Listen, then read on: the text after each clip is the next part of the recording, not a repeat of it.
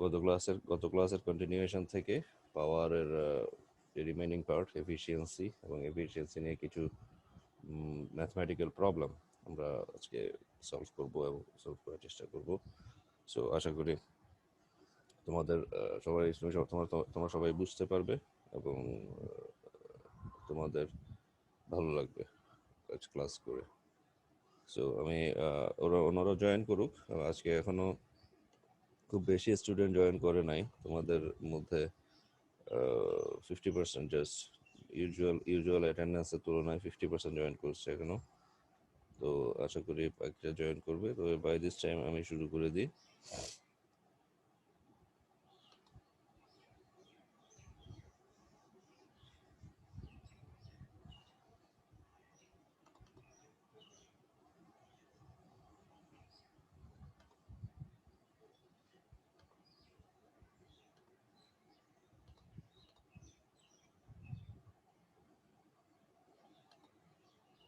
ওকে, এটা আমরা ওহমস লর যে অংশটা, ওহমস লটা তোমরা দেখতে পাচ্ছ, ওহমস লর এই অংশটা এটা আমরা শেষ করে আসছি এবং এটা নিয়ে যেই কিছু ম্যাথমেটিক্যাল প্রবলেম আছে সেগুলো আমরা দেখে আসছি। আমরা অলরেডি পাওয়ার শুরু করেছি।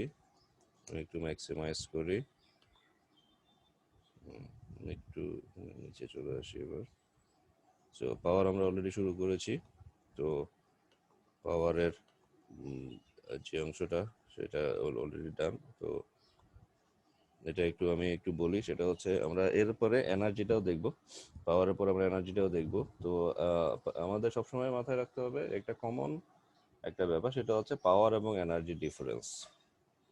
তোমাদের হয়তো মনে আছে যে আমি যখন তোমাদেরকে এই টপিকটা পড়াচ্ছিলাম, মানে পাওয়ার নিয়ে পড়াচ্ছিলাম, তখন তোমাদেরকে আমি এই জিনিসটা সম্বন্ধে একটু বলেছি যে আসলে আমাদের রিয়েল লাইফে বা নর্মাল লাইফে আমরা যেটা দেখি, আমরা অনেক সময় এনার্জিকে পাওয়ার বলি, বা আবার পাওয়ারের জায়গায় এনার্জি কথাটা ইউজ করি, এনার্জির জায়গায় পাওয়ার কথাটা ইউজ করি। মানে অলমোস্ট মনে হয় যে না, দুইটাই সেম। আমাদের নর্মাল ডে টু ডে কনভারসেশনে বা আমাদের রিয়েল লাইফে মনে হয় যে একই। বাট অ্যাকর্ডিং টু সায়েন্স বা অ্যাকর্ডিং টু ফিজিক্স, যদি আমরা আরো স্পেসিফিক্যালি বলতে যাই, তাহলে আমাদেরকে এটা বুঝতে হবে যে কখনোই পাওয়ার এবং এনার্জি সেম নয়। পাওয়ার হচ্ছে সেটাই যেটা তোমার, আমি এনার্জিতে যাওয়ার আগে জাস্ট সামান্য একটু ধারণা তোমাদেরকে আমি দিই। পাওয়ার হচ্ছে সেটাই যেটাকে তুমি উইথ রেসপেক্ট টু টাইম করতে পারবা, অর্থাৎ সময়ের সাপেক্ষে যেই কাজটা তোমাকে করতে হবে।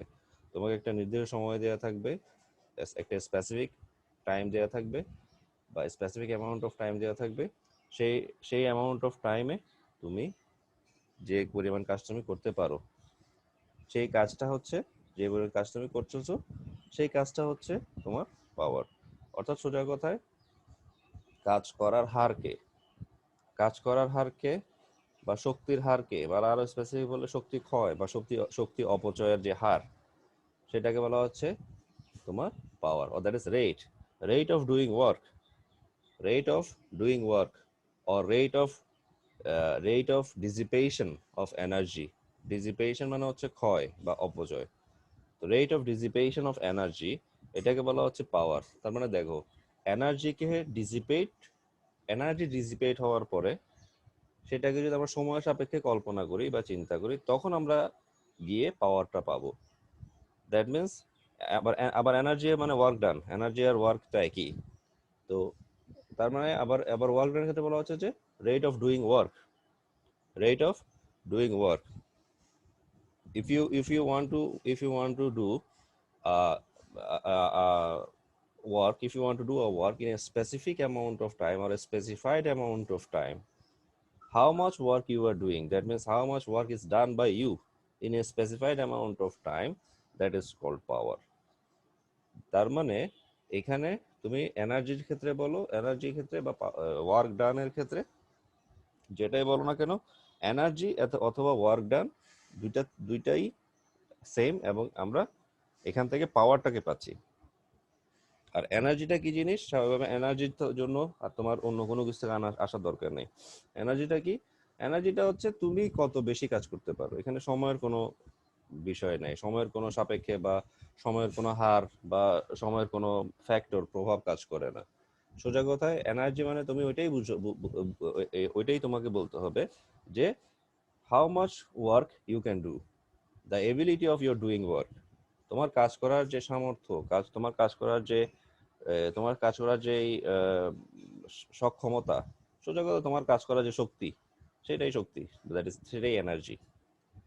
সো এখানে কখনোই এখানে সময়ের কোনো বিষয়টা কাজ করে না, সময়ের ব্যাপারটা নাই। তোমার যত বেশি কাজ করতে পারো বা তোমার যত বেশি শক্তি, তোমার এনার্জি, তোমার শক্তি যত বেশি তোমার এনার্জি তত বেশি। এনার্জি মিন্স হচ্ছে যেমন একটা একটা ধরো ভারী একটা জিনিস, ভারী একটা জিনিস একজন একজন খুব বলবান স্ট্রং শক্তিশালী একজন মানুষ এটা ক্যারি করতে পারে, সেটা তুলে ফেলতে পারে একটা ভারী বস্তু, বা ভারী বস্তু এক জায়গা থেকে এক জায়গায় শিফট করে ফেলতে পারে।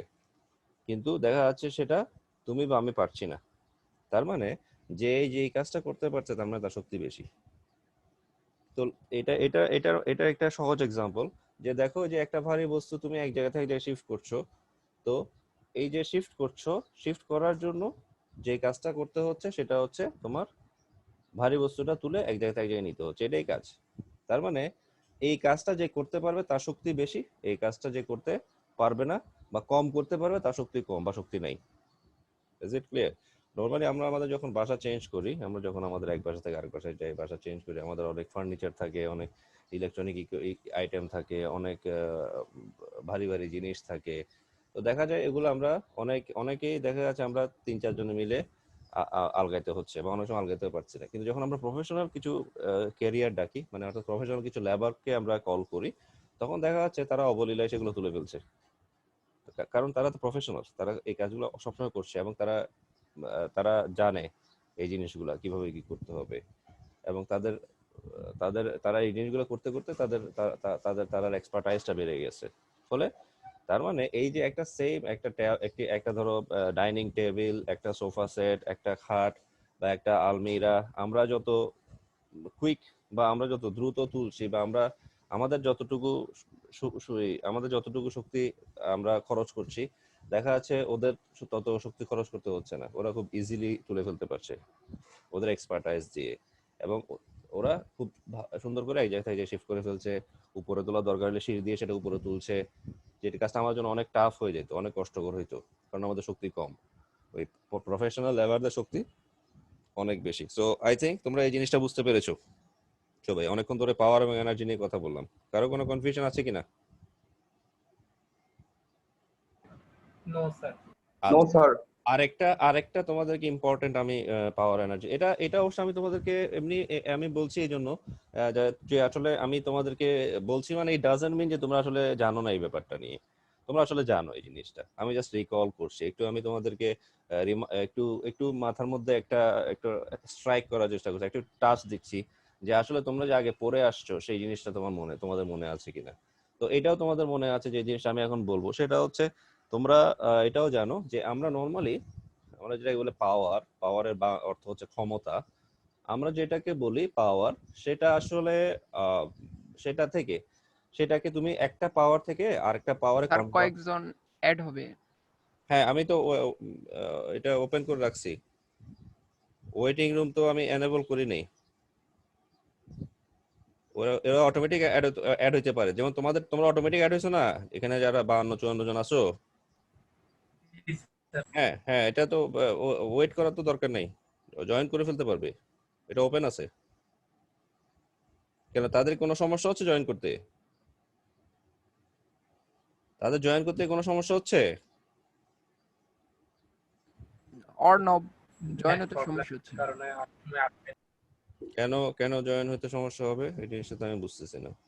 বা আমার এখানে ওর যদি ইন কেস যদি কোনো সমস্যা হয়, সেটা তো আমার এখানে নোটিফিকেশন আসবে, মানে এডমিট করার একটা একটা পার্টিসিপেন্ট জয়েন করতে চাইলে এখানে এডমিট করার নোটিফিকেশন আসবে, সেরকম কোনো নোটিফিকেশন আসে নাই। স্বাভাবিকভাবে সেটা আসার কথা না, কারণ আমি তো ওপেন করে রাখছি। এটা আইডি পাসওয়ার্ড দিলে তো ইজিলি জয়েন করতে পারবে, যেভাবে তোমরা জয়েন করছো সবাই, তাই না? জি স্যার। সেটাই। তো ও কি জয়েন করছে? অর্ণব, অর্ণব তুমি জয়েন করেছো?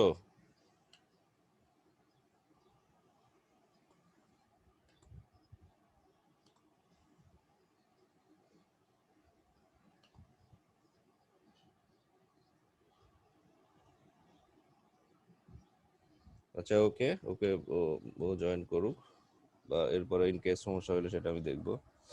তো যেটা আমি বলতে চাচ্ছিলাম, এটা লাস্ট, এটা বলে আমি এই অংশটা শেষ করি। সেটা হচ্ছে, আমরা যেটা নর্মালি দেখি যে পাওয়ারকে আমরা আসলে একটা পাওয়ার থেকে আরেকটা পাওয়ারের কনভার্সন হয় না, বা একটা পাওয়ার থেকে আরেকটা পাওয়ারে কনভার্ট করতে পারি না। দ্যাট মিনস পাওয়ারের ক্ষেত্রে এটা অবান্তর, একেবারেই অসঙ্গতিপূর্ণ। পাওয়ারের কখনো কনভার্সন হয় না, মানে পাওয়ারের কখনো কোনো প্রকার হয় না। কিন্তু এনার্জির অসংখ্য প্রকার হয়, অসংখ্য অসংখ্য এনার্জির অসংখ্য রূপ থাকে, বা এনার্জির অসংখ্য ক্যাটাগরি থাকে। কিরকম ক্যাটাগরি? যেমন আমি যখন এই যে আমাদের ইলেকট্রিসিটি, ইলেকট্রিক্যাল কারেন্ট ইত্যাদির কথা বলছি, flow of charge with respect to time, এই যে এই কথাগুলো বলছি, এগুলো সবগুলো আসলে ইলেকট্রিক্যাল এনার্জিতেই যাবে। এগুলোর মাধ্যমে ইলেকট্রিক্যাল এনার্জিটা তৈরি হবে, তাই না? কিন্তু আবার দেখো, এই ইলেকট্রিক্যাল এনার্জি গুলো দিয়ে, এই ইলেকট্রিক্যাল এনার্জি থেকে তোমরা আরো অসংখ্য এনার্জিতে তোমরা যেতে পারো। যেমন ইলেকট্রিক্যাল এনার্জি থেকে তুমি চাইলে, মানে এই যে ইলেকট্রিসিটি যখন আমাদের থাকে, যখন সুইচ অন করা থাকে, তখন আমরা লাইট জ্বালাই, ফ্যান চালাই, ইত্যাদি ইত্যাদি করি। তার মানে দেখো, আমি যে ইলেকট্রিক্যাল এই যে কানেকশন থেকে, অর্থাৎ সুইচ অন করে আমি যে লাইট জ্বালাচ্ছি, তাহলে কি হচ্ছে? লাইট জ্বালানোর কারণে ইলেকট্রিক্যাল এনার্জি থেকে লাইট এনার্জি উৎপন্ন হচ্ছে। আমি দেখতে পাচ্ছি যে আমি সুইচ অন করার সাথে সাথে লাইটটা জ্বলছে। আমি আমার বেসিক কাজগুলো করতে পারছি, বিশেষ করে যখন রাত হয়, অন্ধকারের সময়। দিনের বেলা নর্মালি দরকার হয় না, অন্ধকারে এটা দরকার হয়। তার মানে আমি দেখতে পাচ্ছি যে ইলেকট্রিক্যাল এনার্জি থেকে লাইট এনার্জি আমি পাচ্ছি। তার মানে এখানে প্রথমেই একটা কনভার্সন আমি দেখতে পাচ্ছি, আমার চোখের সামনে আছে। আবার আরেকটা জিনিস কি, আমি যদি লাইটটা লাইটটা টাচ করে দেখতে পারি, তখন তখন আমার কাছে আমি আরেকটা জিনিস উপলব্ধি হবে, যে আসলে এটা একটু গরম অনুভূত হচ্ছে, একটু হিট আমার হাতে অনুভূত হচ্ছে, তাই না? অর্ণব জয়েন করেছে। Arnab, are you here? জি স্যার। ওকে, তো তোমার সমস্যা হচ্ছিল কোথায়? স্যার নেটওয়ার্কে ঢুকতে কানেক্টিং আসছিল, ঢুকতে পারছিলাম না। ওকে ওকে, দ্যাটস অলরাইট। সো যে জিনিস আমি বলছিলাম, তো সেটা হচ্ছে, তো ইলেকট্রিক্যাল এনার্জি থেকে তখন আমি লাইট এনার্জি প্রথমে পাচ্ছি, আবার টাচ করাবো, দেখছি এটা গরম হয়ে গেছে, বা অনেকক্ষণ অনেকক্ষণ একটা লাইট জ্বলতে থাকলে দেখা যাচ্ছে অনেক গরম হয়ে যাচ্ছে, এবং সেটা অনেক সময় টাচ করা যায় না, এত বেশি গরম হয়ে যায়। তো আমার এখানে আমি আরেকটা জিনিস আমি বুঝতে পারলাম, যে এখানে ইলেকট্রিক্যাল এনার্জি থেকে হিট এনার্জি বা তাপ শক্তিতেও কনভার্সনটা হয়ে গেল। তো এটা হচ্ছে একটা কনভার্সন। আবার আমরা যখন ফ্যান চালাই, ইউজুয়াল যেগুলো আমরা আমাদের রিয়েল লাইফে দেখি, সবসময় দেখছি, আবার যখন ফ্যান চালানোর সময় কি হচ্ছে, আমাদের যে ইলেকট্রিক্যাল এনার্জিটা সেটা মেকানিক্যাল এনার্জিতে কনভার্ট হচ্ছে, ইলেকট্রিক্যাল এনার্জিটা মেকানিক্যাল এনার্জিতে কনভার্ট হচ্ছে। এটা হচ্ছে ফ্যানের ব্যাপার। এরপরে আবার অনেক ক্ষেত্রে দেখা যায় আমাদের কেমিক্যাল যে বিষয়গুলো, বা বিভিন্ন কেমিক্যাল ইন্ডাস্ট্রি গুলাতে, বা বিভিন্ন কেমিক্যাল ল্যাব গুলাতে, বা বড় বড় ল্যাব গুলাতে কি হয়, সেখানেও আমাদের ইলেকট্রিক্যাল এনার্জিটা বিভিন্ন কেমিক্যাল এনার্জিতে রূপান্তরিত হয়, রাসায়নিক শক্তিতে রূপান্তরিত হয়। এবং রাসায়নিক শক্তি আবার এক একটা রাসায়নিক রাসায়নিক বিক্রিয়ার মধ্যে, বা এক একটা রাসায়নিক বস্তুর জন্য সেটা একরকম হতে পারে। সবগুলোকে ইন জেনারেল কমনলি রাসায়নিক শক্তি বলছে, এবং সেটা ইলেকট্রিক্যাল এনার্জি থেকে সেটা পসিবল। রাসায়নিক শক্তি, যেমন তোমাদেরকে আমি প্রথমে একদিন ছবি দেখিয়েছিলাম, সেখানে তোমার দেখতে একটা ছবি মনে আছে, যে কপার হচ্ছে পজিটিভ পজিটিভ ইলেকট্রোড, আর জিঙ্ক হচ্ছে নেগেটিভ ইলেকট্রোড। আমি তোমাদেরকে কনভেনশনাল কারেন্ট এবং আনকনভেনশনাল, মানে ইলেকট্রন কারেন্টের, ইলেকট্রনের যে ফ্লো আর কনভেনশনাল ফ্লো, একটা জিনিস তোমাদের দেখিয়েছিলাম। আমি একটু তোমাদেরকে ভিএল থেরেজ আমি তোমাদের শেয়ার করতে চাই, তাহলে তোমাদের জন্য ইজি হবে।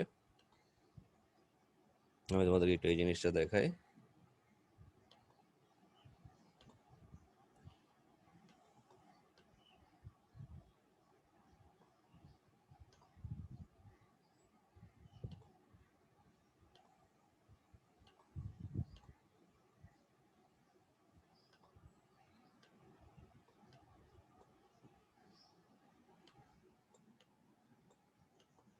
ওকে, I have found here. So have a look, my dear students. So তোমরা নিশ্চয়ই এটা দেখতে পাচ্ছ এই জিনিসটা, এই ফিগার নাম্বার 1.1। জি স্যার। দেখো, Yes, sir. Have a look. এই দেখো, কপারটা হচ্ছে পজিটিভ ইলেকট্রোড, আমরা যেটাকে তড়িৎদ্বার বলি, আর জিঙ্ক হচ্ছে নেগেটিভ ইলেকট্রোড, এবং সেটা কোথায় আছে? একটা সালফিউরিক অ্যাসিড H2SO4, যেটা তোমরা খুব ভালো করে জানো। এটা হচ্ছে একটা সালফিউরিক অ্যাসিডের একটা সলিউশন, বাংলায় আমরা দ্রবণ বলি।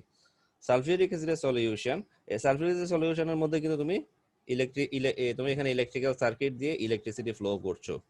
এখানে ইলেকট্রিসিটি ফ্লো হচ্ছে, ইলেকট্রনের ফ্লো হচ্ছে, একদিকে, কনভেনশনাল কারেন্টের ফ্লো হচ্ছে অপোজিট দিকে, ঠিক না? সো এই যে বিষয়টা এখানে দেখো, এখানে তার মানে কি হচ্ছে, এখানে ইলেকট্রিক্যাল এনার্জি থেকে কেমিক্যাল এনার্জিতে তুমি কনভার্ট হচ্ছে। আবার এখানে এটার সাথে একটা ওই যে ওয়াটার ডাইরেকশন, ওয়াটার পাম্পের একটা ডাইরেকশন এখানে দেখানো হয়েছে। যদিও এটার একটা এক্সাম্পল তোমাদের নিশ্চয়ই মনে আছে, এটার একটা এক্সাম্পল ওহমস লতে আমরা পড়ে আসছি, তাই না? ওহমস লতে মনে আছে না? ওহমস লর ক্ষেত্রে মনে আছে, যে এটা ওহমস লতে তোমাদেরকে আমি বলছিলাম, ওহমস ল থেকে বলছিলাম, নরমালি আমরা ওহমস ল মানে জানা আছে I is equal to V by R, মানে প্রথমে আমরা জানি যে V equal to IR, ওখান থেকে আমরা জানি I equal to V by R, তাই না? তার মানে এখানে আইটা হচ্ছে কি? আইটা হচ্ছে ইফেক্ট। ভি মানে ভোল্টেজ বা পোটেনশিয়াল ডিফারেন্স, এটা হচ্ছে কজ, মানে এটার কারণে হচ্ছে, ভোল্টেজের কারণে ইফেক্টটা হচ্ছে। ভোল্টেজ হচ্ছে কি? কজ। ভোল্টেজের কারণে ইফেক্ট যেটা হচ্ছে সেটা হচ্ছে কারেন্ট, মানে ইলেকট্রিক্যাল কারেন্ট। আর রেজিস্ট্যান্সটা হচ্ছে অপোজিশন, যার কাজ হচ্ছে অপোজ করা। সেজন্য আমরা একটা ভিন্নভাবে আমরা এই একটা ইকুয়েশন শিখেছিলাম এটা ওহমস লতে, সেটা হচ্ছে effect is equal to cause divided by opposition, যেটা তোমরা জানো। ওখানেও আমরা ওয়াটার হোস পাইপের একটা এক্সাম্পল দিয়ে ওইটা বোঝানোর চেষ্টা করেছিলাম, এবং সেটা ওই তোমার বয়েল স্টেটের বইতে ওই জিনিসটা ছিল, ওয়াটার হোস পাইপে। যেমন ওয়াটার হোস পাইপে কি হয়, একটা ওয়াটার হোস পাইপে, যেটা হোস পাইপ আমরা বলি, হোস পাইপ, যেটা মেইনলি পাইপটা হচ্ছে আসলে পাইপটাই মেইনলি হোস পাইপ, যেটা হোস পাইপে যে হোস, সেটা হচ্ছে রেজিস্ট্যান্স, মানে সেটা হচ্ছে অপোজিশন। কেন এটা রেজিস্ট্যান্স? কারণ হোসটা মানে পাইপটা যত ওয়াইড হবে, মানে পাইপের ভেতরে যে ক্ষেত্রফল যত বেশি হবে, রেজিস্ট্যান্স তত কম হবে। কিন্তু ক্ষেত্রফল যত ছোট হবে, অর্থাৎ ন্যারো হবে, পাইপটা যদি ন্যারো হয়, স্বাভাবিকভাবে ওয়াটার ফ্লো কম হবে। পাইপটা যদি পাইপের উইডথ যদি বেশি থাকে, পাইপটা যদি ওয়াইড হয়, তাহলে পানির ফ্লোটা, ওয়াটারের ফ্লোটা বেশি হবে। যদি পাইপের উইডথটা কম হয়, মানে পাইপটা যদি ন্যারো হয়, তাহলে পানির ফ্লোটা কম হবে। তাহলে এটা হচ্ছে, এই যে পাইপের যে হোসটা, এটা হচ্ছে রেজিস্ট্যান্স, দ্যাট ইজ অপোজিশন। আর যেটা তোমার এটাতে যে বাল্বটা থাকে, পাইপে যে ওয়াটার যে প্রেসার বাল্বটা থাকে, সেই প্রেসার বাল্বটা হচ্ছে কজ, অর্থাৎ প্রেসার বাল্বটা হচ্ছে তোমার এখানে অ্যাপ্লাইড ভোল্টেজ, আমাদের ইলেকট্রিক্যাল সার্কিটের ক্ষেত্রে অ্যাপ্লাইড ভোল্টেজ। আর এটার পাইপের ভিতরে যে ওয়াটারটা যাচ্ছে, পানিটা যাচ্ছে, সেটা হচ্ছে current, flow of charge. Is it clear? So এভাবে সুন্দর করে ওই হোস পাইপের ভেতর দিয়ে যে পানি যাচ্ছে, এটা ওভাবে বোঝানো হয়েছে। যাই হোক, আমি তোমাদেরকে এই জিনিসটা মেইনলি ইলেকট্রিক্যাল এনার্জি থেকে কেমিক্যাল এনার্জির জন্য বোঝানোর জন্য মেইনলি এটা আমি ওপেন করেছিলাম।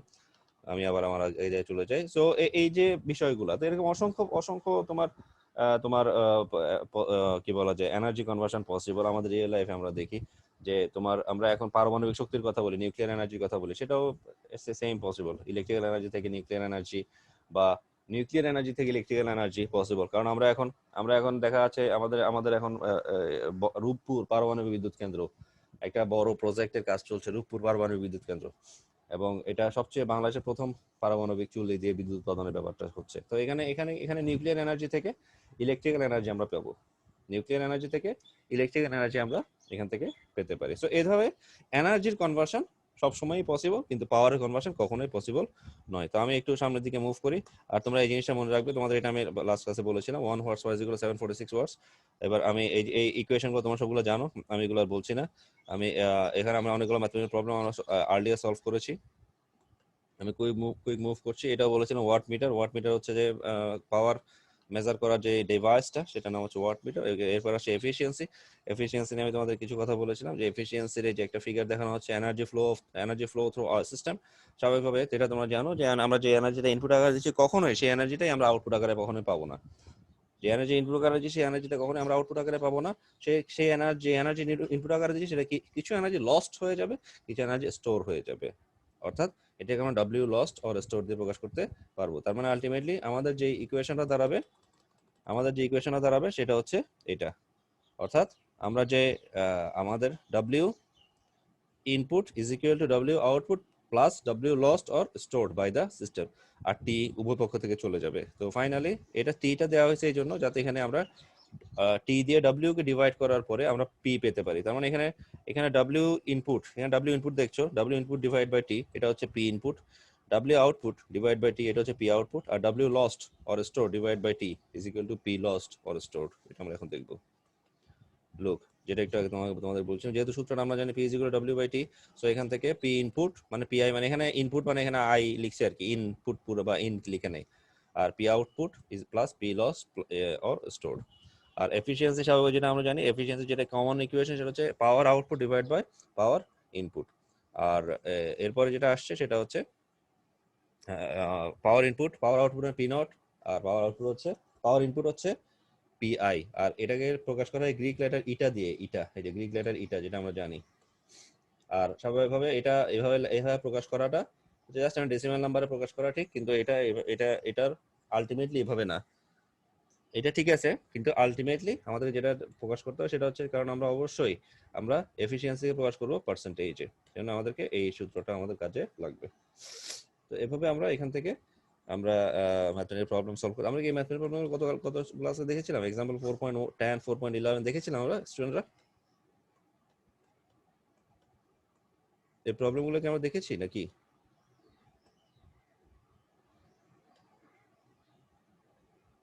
এই প্রবলেমগুলো আমার মনে পড়ছে না।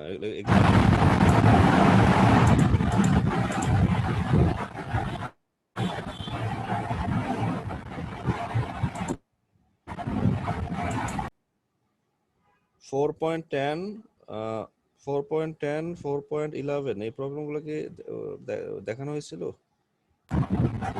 জি স্যার।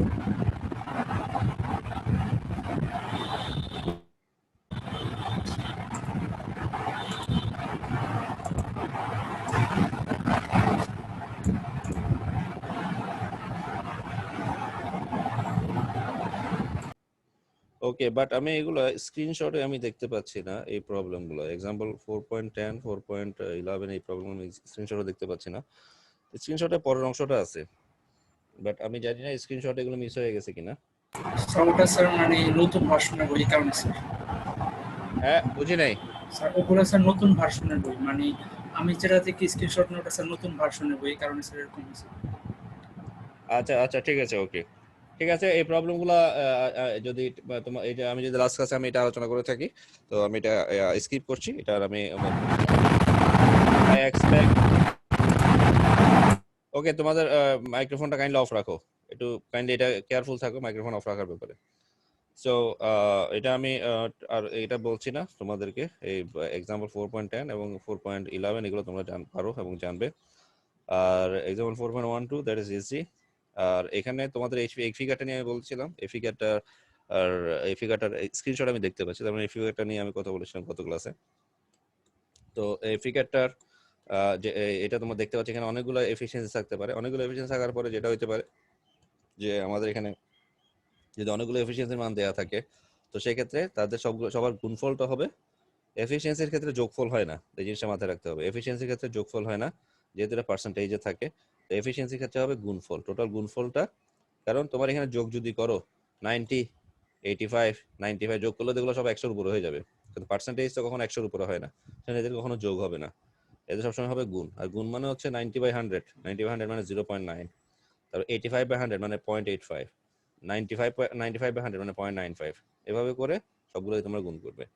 আর এখানে আরেকটা প্রবলেম ছিল যে ইটা 1 এর মান एग्जांपल 4.13 এ ইটা 1 এর মান যদি 90% হয়, আর 4.14 এ দেখানো হয়েছে সেটা ড্রপ ডাউন করে ইটা 1 এর মান হয়ে গেছে 40%, সেই ক্ষেত্রে আমাদের টোটাল এফিসিয়েন্সি মানে ইটা টি এর মান কত হবে? তো দেখা যাচ্ছে ইটা টি এর মান যেটা হচ্ছে, এটা একটা ফিশি একটা ব্যাপার, সেটা জিনিসটা তোমাদের মাথায় রাখতে হবে, যেটা তোমাদের কনফিউশন হতে পারে। যে দেখো ইটা টি এর যেটা মান নরমালি কি হবে, নরমালি তোমার যে জিনিসটা হচ্ছে যে তোমার তোমার স্বাভাবিকভাবে এইগুলা তোমার যখন এফিসিয়েন্সি গুলো সবগুলো গুণ করবে, সো আমরা একটা রেসপেক্টিভ অ্যামাউন্ট অফ এফিসিয়েন্সি পাবো, যেমন 72% কমন, মানে টোটাল ওই একটা আমরা এফিসিয়েন্সি পাবো। কিন্তু যখন এটা ড্রপ ডাউন করে 40% চলে আসছে, তখন দেখা যাচ্ছে এফিসিয়েন্সি এত বেশি কম হয়ে যাচ্ছে, এত কম হয়ে যাচ্ছে যে যেটা লোয়েস্ট যেটা এফিসিয়েন্সি অর্থাৎ 40% সেটা তুলনায় কম হয়ে যাচ্ছে। সো এটা হচ্ছে মানে এটাকে সেজন্য বলা হচ্ছে is less than the least it and is less than the least efficient link of the system. মানে লিস্ট এফিসিয়েন্ট লিঙ্ক হচ্ছে 40%, এটা থেকে এটা কমে যাচ্ছে। সো এই জিনিসটা একটু মাথায় রাখতে হবে। আই থিঙ্ক তোমরা এই জিনিসটা বুঝতে পেরেছো। ওকে, আমরা এখন দ্রুততার সাথে আমরা যে জিনিসটা দেখবো, এবং এখান থেকে আমরা আমরা কিছু আমরা এখানে এনার্জির যে টপিকটা এখন আছে, এখান থেকে আমরা কিছু ম্যাথমেটিক্যাল প্রবলেম সলভ করার চেষ্টা করব। সো এই জিনিসটা আমাদের কাজে লাগবে। তো এখন আমি তোমাদেরকে নর্মালি এনার্জি নিয়ে বেসিক যে ধারণাটা সেটা অলরেডি তোমাদেরকে আমি দিয়ে ফেলেছি। সো এগুলো আমি এই যে এই অংশগুলো এটা আমি তোমাদেরকে বলছি না।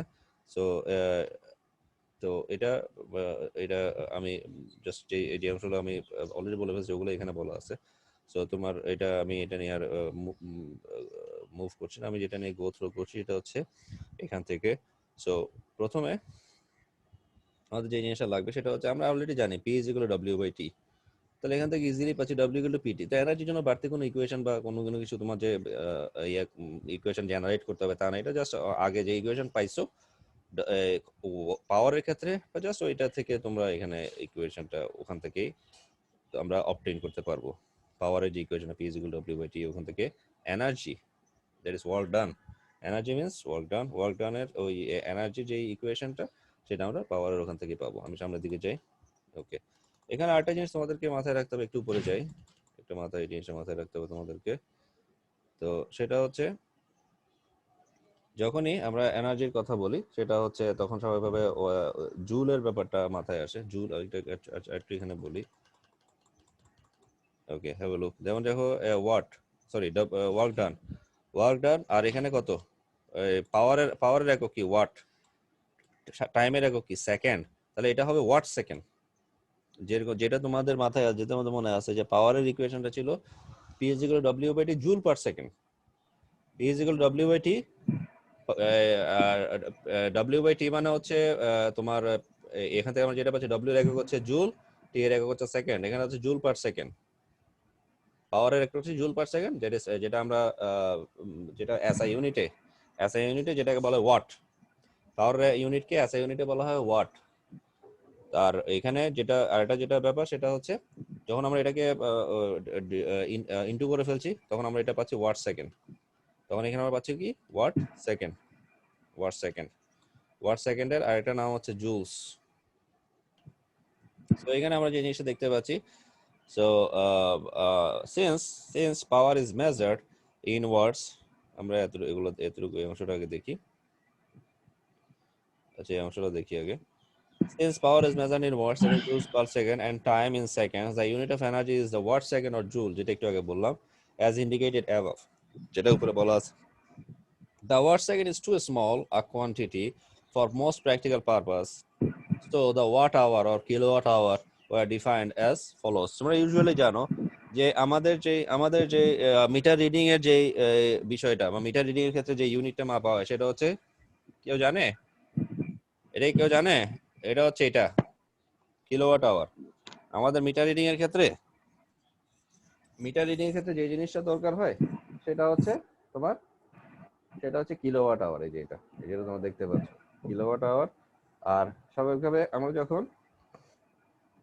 আমাদের এনার্জি, অর্থাৎ আমাদের এনার্জিটা যদি তোমাদের কাইন্ডলি মাইক্রোফোনটা অন অফ করো। মাইক্রোফোন কার অন থাকছে বারবার? মাইক্রোফোনটা কাইন্ডলি অফ রাখো সব সময়, কারণ আমি যখন ক্লাসে থাকবো বা আমি যখন লেকচারে থাকবো তখন আমি বারবার আবার পার্টিসিপেন্ট লিস্টে ঢুকে কার মাইক্রোফোন অন সেটা দেখে আমার জন্য আবার বন্ধ করাটা বারবার সেটা ডিস্টার্বিং হয়ে যায়। তো তোমাদের কাইন্ডলি তোমাদের মাইক্রোফোনটা একটু চেক করবে, মাইক্রোফোনটা যাতে সবসময় অফ থাকে। ওকে, আমি যে জিনিসটা বলতে চাচ্ছিলাম, তাহলে দেখো আমাদের যেহেতু এনার্জির ক্ষেত্রে আমরা যেটা সূত্র জানি যে পাওয়ার ইনটু টাইম, এটা হচ্ছে ওয়াট আওয়ারের ক্ষেত্রে এখানে যেরকম একটু আগে যেটা তোমরা দেখছিলে যে এখানে পাওয়ার এবং টাইম, পাওয়ারের ইউনিট হচ্ছে ওয়াট, টাইমের ইউনিট হচ্ছে সেকেন্ড, অর্থাৎ এখানে এককটা হচ্ছে ওয়াট সেকেন্ডে। কিন্তু ওয়াট সেকেন্ডটা খুবই ক্ষুদ্র এবং ছোট, স্মল অ্যামাউন্ট। সেজন্য স্মল কোয়ান্টিটি, সেজন্য এই যে কথাটা এখানে বলছে এই জিনিসটা মনে রাখবে, ওয়াট সেকেন্ডটা এত স্মল অ্যামাউন্ট, এটা নিয়ে চিন্তা করার দরকার নাই। সেজন্য আমরা চিন্তা করবো ওয়াট আওয়ার নিয়ে, আমরা চিন্তা করবো কিলোওয়াট আওয়ার নিয়ে। সো আমরা যে একটু আগে যেটা বলছিলাম পাওয়ার এবং টাইম, পাওয়ারের ইউনিট হচ্ছে ডব্লিউ, টাইমের ইউনিট হচ্ছে একটু আগে যেটা ছিল সেকেন্ড, কিন্তু আমরা চিন্তা করবো যে টাইমের ইউনিট হচ্ছে আওয়ার, এখানে টাইমের ইউনিট হচ্ছে আওয়ার। আবার এটা হচ্ছে ওয়াট আওয়ারের ক্ষেত্রে, এটা হচ্ছে ওয়াট আওয়ারের ক্ষেত্রে। কিন্তু যদি এনার্জির ইউনিটটা কিলোওয়াট আওয়ারে থাকে তখন কি হবে, স্বাভাবিকভাবে যেটা ওয়াট আওয়ার আছে সেটাকে আমি 1000 দিয়ে ভাগ করে দিব।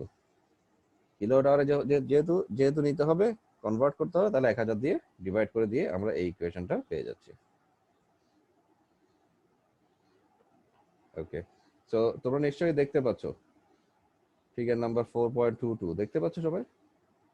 দেখো তো এই জিনিসগুলো কি তোমাদের জন্য পরিচিত না অপরিচিত?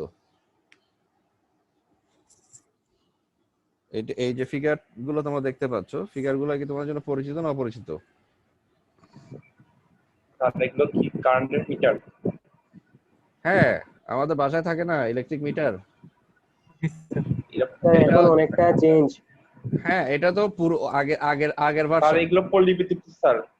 হ্যাঁ, এটা না, এটা এই দেখো, এটা হচ্ছে অ্যানালগ, এটা হচ্ছে এটা ডিজিটাল। এখন কিন্তু ডিজিটালটা আসছে। ডিজিটালটা অনেক ক্ষেত্রে স্কয়ার, মিটারগুলো স্কয়ার থাকে, এখানে মিটারটাকে রাউন্ড বা সার্কেল দেখানো হচ্ছে আর কি। কিন্তু তোমার এই যে ইয়ারটাও অ্যানালগটাও আগে এরকম সার্কেল ছিল, পরে স্কয়ার হয়ে গেছে। তো এটা হচ্ছে অ্যানালগ, এই যে এটা দেখছো, এটা হচ্ছে অ্যানালগ মিটার, এটা হচ্ছে ডিজিটাল মিটার।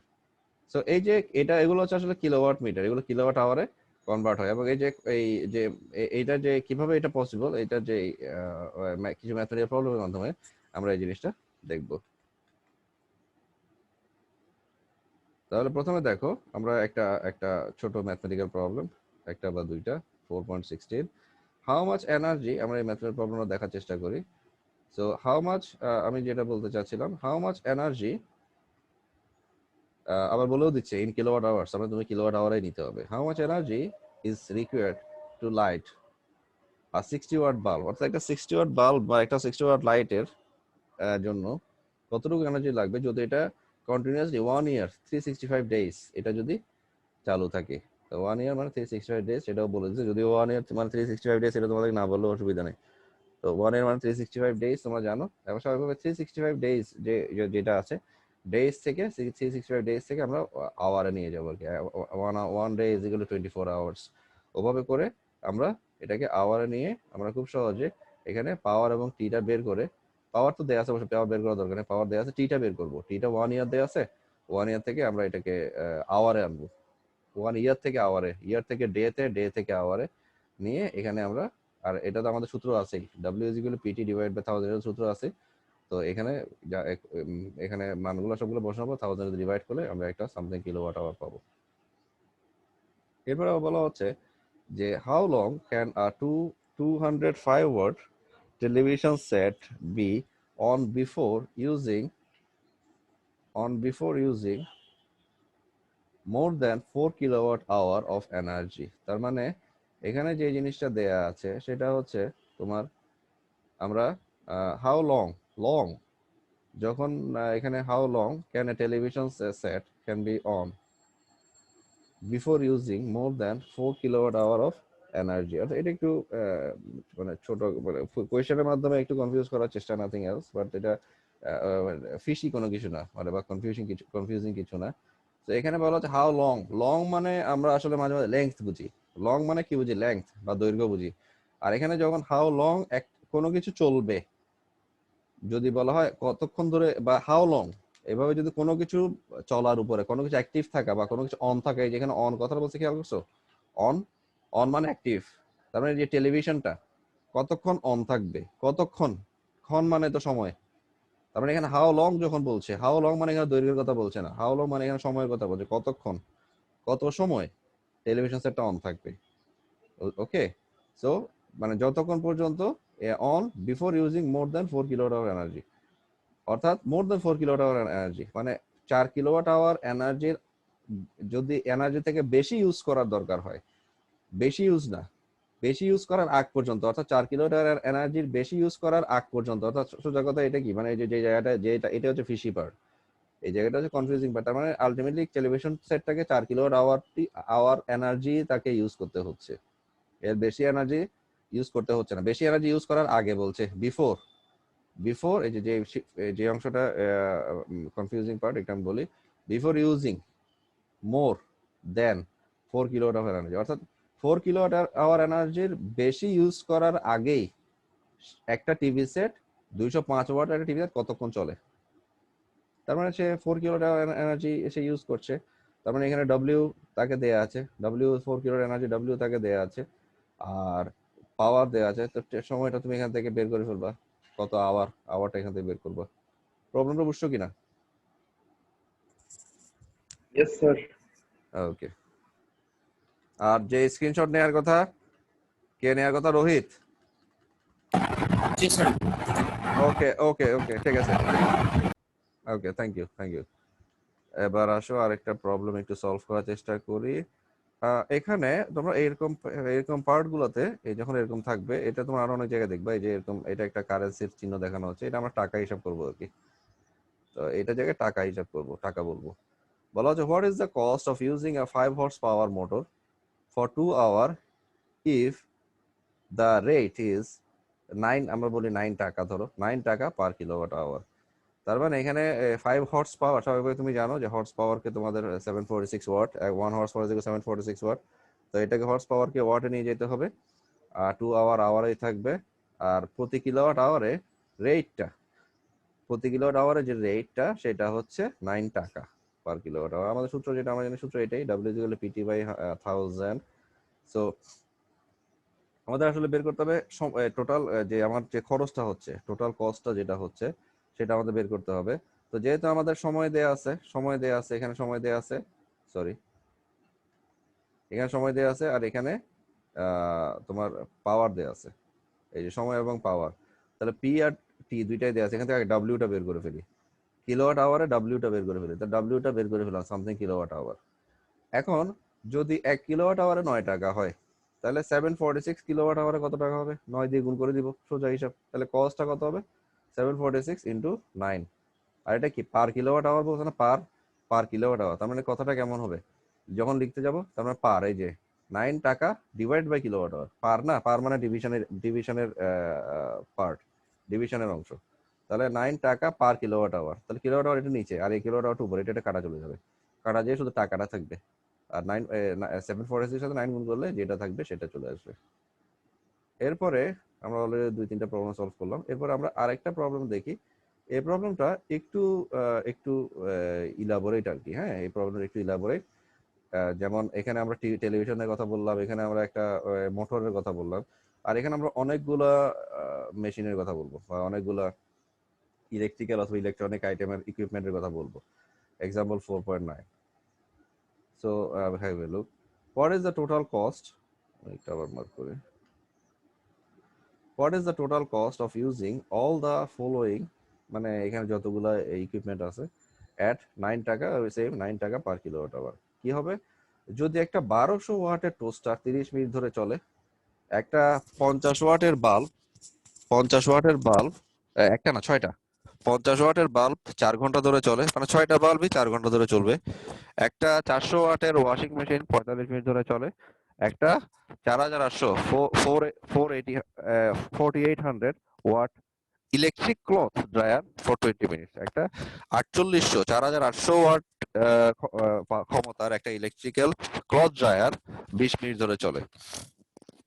তাহলে ইন দ্যাট সেন্স আমাদেরকে যে জিনিসটা মাথায় রাখতে হবে, আমরা কি করব, টোস্টারেরটা, বাল্বেরটা, ওয়াশিং মেশিনেরটা, আর ড্রায়ারের, ক্লথ ড্রায়ারেরটা, আমরা সবগুলোর ক্ষেত্রে এই যে এই ইকুয়েশনটা PT W/100, এই ইকুয়েশনটা আমরা এই 4টা ইকুইপমেন্টের ক্ষেত্রে আলাদা আলাদা করে অ্যাপ্লাই করব। যেমন পি, টোস্টারের ক্ষেত্রে পি দেয়া আছে, খেয়াল করো।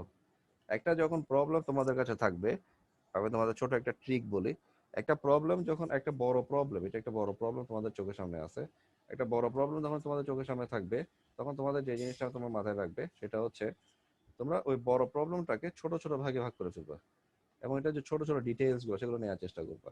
যেমন আমরা এক্সাম্পল 4.19 আছি, কোনো অবস্থাতে আমরা পুরো প্রবলেমটা দিকে একসাথে সলভ করার সময় আমরা প্রশ্ন পড়ে ফেলছি। আমি যখন তোমাদের প্রশ্ন বলছি তখন আমি পুরো প্রশ্ন পড়ে ফেলছি, শেষ, ডান।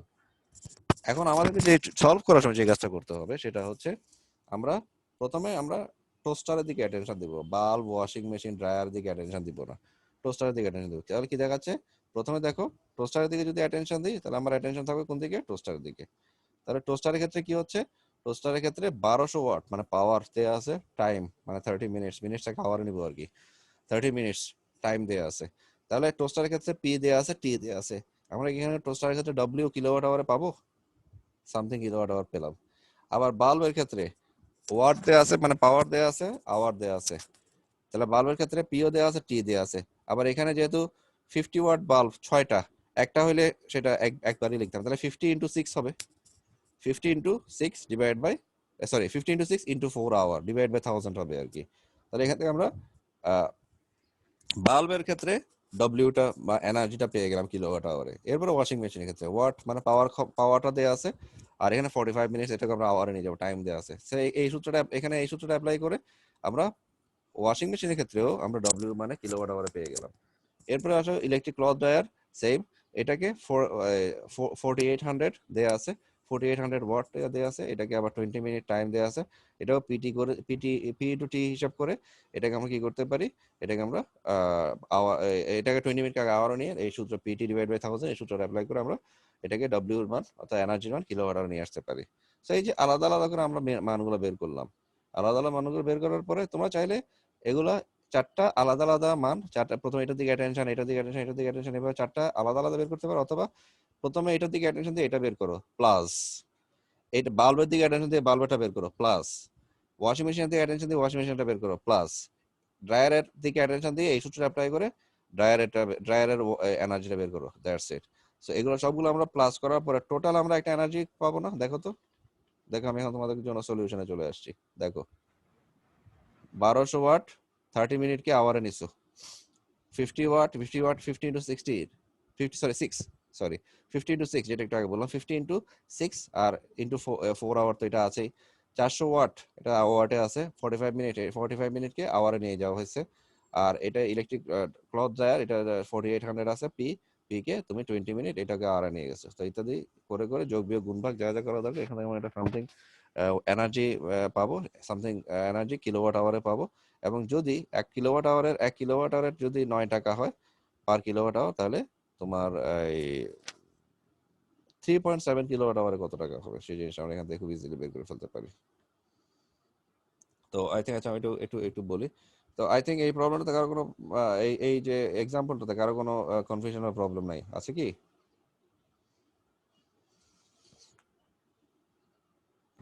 ও স্যার। ওকে,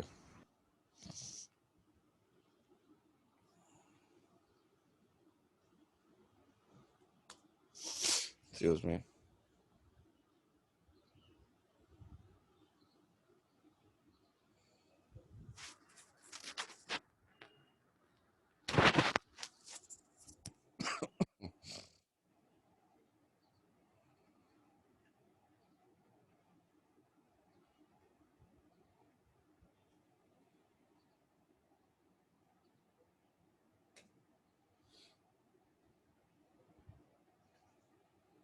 ওকে, এখানে ওহমস ল রিলেটেড কিছু প্রবলেমস দেয়া আছে, Ohm's law related. So Ohm's law related যে প্রবলেমগুলো এখানে দেয়া আছে, এক থেকে 1 থেকে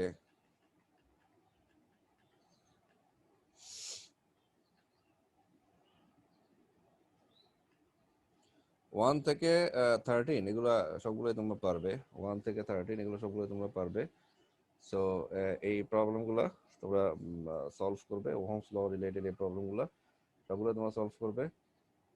আর প্লটিং ওহমস ল যেটা এটা আমি দেখাইনি, এটা আমি স্কিপ করে যাচ্ছি। এরপরে পাওয়ারের ক্ষেত্রে আসো, তাহলে তোমরা এটা মার্ক করো, বয়েল স্টেডের chapter number 4 section 4.1, chapter number 4 section 4.1 এ 1 থেকে 13 এগুলো সবগুলো তোমরা এগুলো মুখোমুখি করে ফেলতে পারবা। এগুলোর জন্য তোমার যে একদম খাতা কম লাগবে তা না, মুখোমুখি করে ফেলতে পারবা। এরপরে আসো পাওয়ার সেকশন এবং পাওয়ার 4.3 সেকশন 4.3 এর পাওয়ার। এখানে যে জিনিসটা লাগবে সেটা হচ্ছে এখানেও সেম, তোমরা এগুলো সবগুলোই করতে পারবে। এখানে কনফিউশন হতে পারে, এরকম কোনো প্রবলেম দেখতেছি না। এরকম কোনো প্রবলেম দেখতেছি না।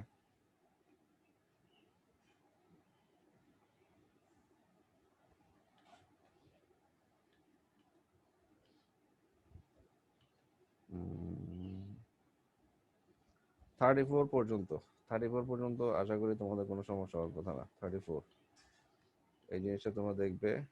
ওকে,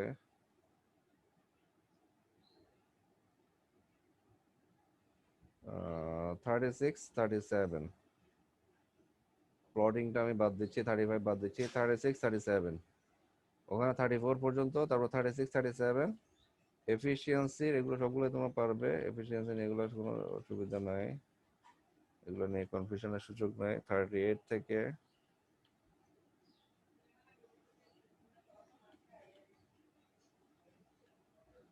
38 থেকে আচ্ছা, এফিসিয়েন্সিটা আমি মার্ক করে দিই তোমাদেরকে। এফিসিয়েন্সির প্রবলেমগুলো যেহেতু একটু বড় বড় হবে, এফিসিয়েন্সির প্রবলেমটা মার্ক করে দিই। ছোটখাটো প্রবলেম থেকে আসি। প্রথমে 38 39 41, সরি 38 39 41 41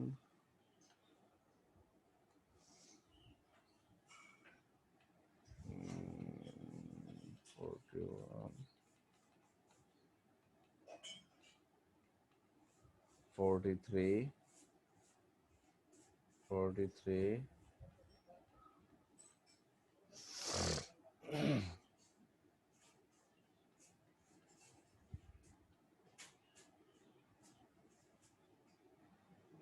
49,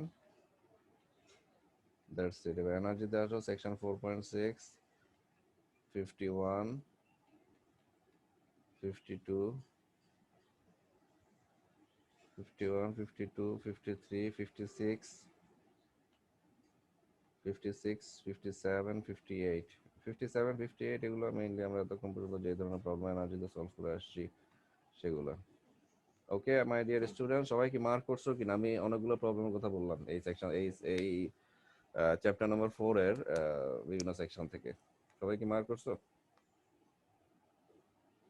স্যার আরেকবার বলবেন? আরেকবার বলবো? ওকে ঠিক আছে। ওকে, আমি এখানে পিছন থেকে বলে যাই, এগুলো তোমার একটু পিছন থেকে তোমার মার্ক করো। 58 57 56 এনার্জিতে, এগুলো হচ্ছে এনার্জি সেকশন 4.6 এ। 56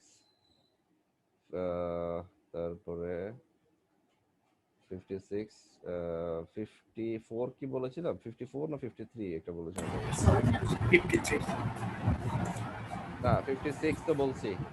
56 এর 4 না 53 53 50 51 53 51 52 53 51 52 53। আর এফিসিয়েন্সিতে আসো, এফিসিয়েন্সিতে যেটা বলেছিলাম, এফিসিয়েন্সি বলেছিলাম 49 বলেছি, 49। তারপরে এফিসিয়েন্সির ক্ষেত্রে 49, তারপরে 44 কি বলেছিলাম? 43 44 43 44। আর এদিকে হচ্ছে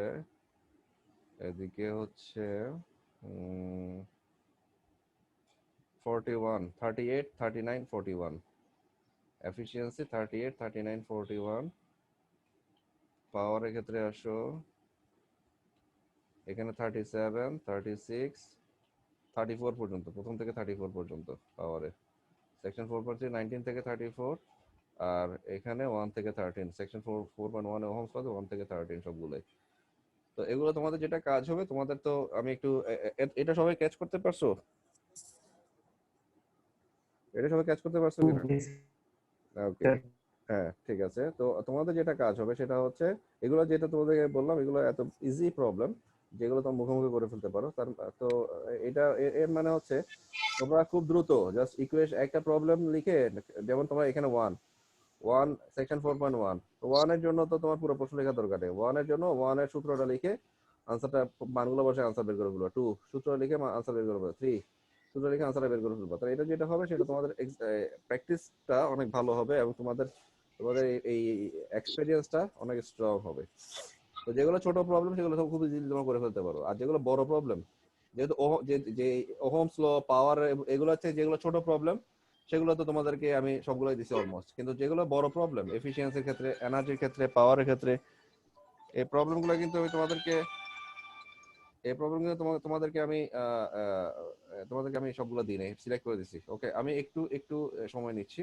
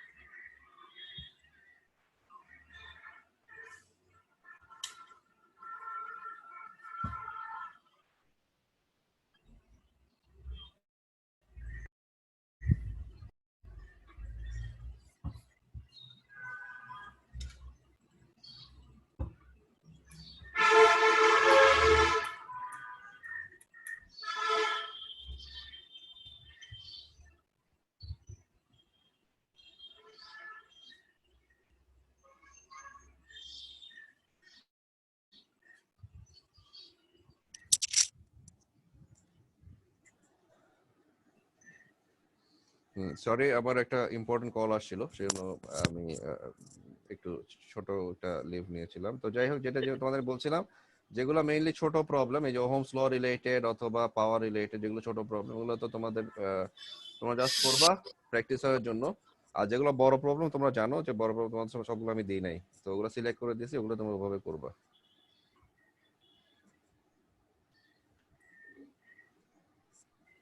সো এখন আই থিঙ্ক অ্যাটেন্ডেন্স অনেক বাড়ছে। তো তোমাদের যারা অ্যাটেন্ড আছো সবারই অ্যাটেন্ডেন্স পাবে। এবং আমি ক্লাস শেষ হওয়ার জাস্ট আগে আগে করে আমি অ্যাটেন্ডেন্সটা নিব। সো আই এক্সপেক্ট যে কেউ ক্লাস লিভ করবে না। আর এরপরে তোমাদেরকে আমি বলে রাখি যে যদি ইন কেস কারো মোবাইলের সমস্যা, মোবাইলের এমবি শেষ হয়ে যাচ্ছে, বা নেটওয়ার্ক প্রবলেম, বা কারো মোবাইলের ব্যাটারি শেষ হয়ে যাচ্ছে, চার্জ শেষ হয়ে যাচ্ছে, বা যে কোনো কারণে হোক বা যেভাবে হোক, যদি কোনো এরকম কোনো প্রবলেম অ্যারাইজ করে, জাস্ট তোমরা লিভ করার আগে তোমরা আমাকে বলবে। এবং তোমাদের রোল নাম্বারটা আমাকে না বলে কোনো অবস্থাতে লিভ করবে না।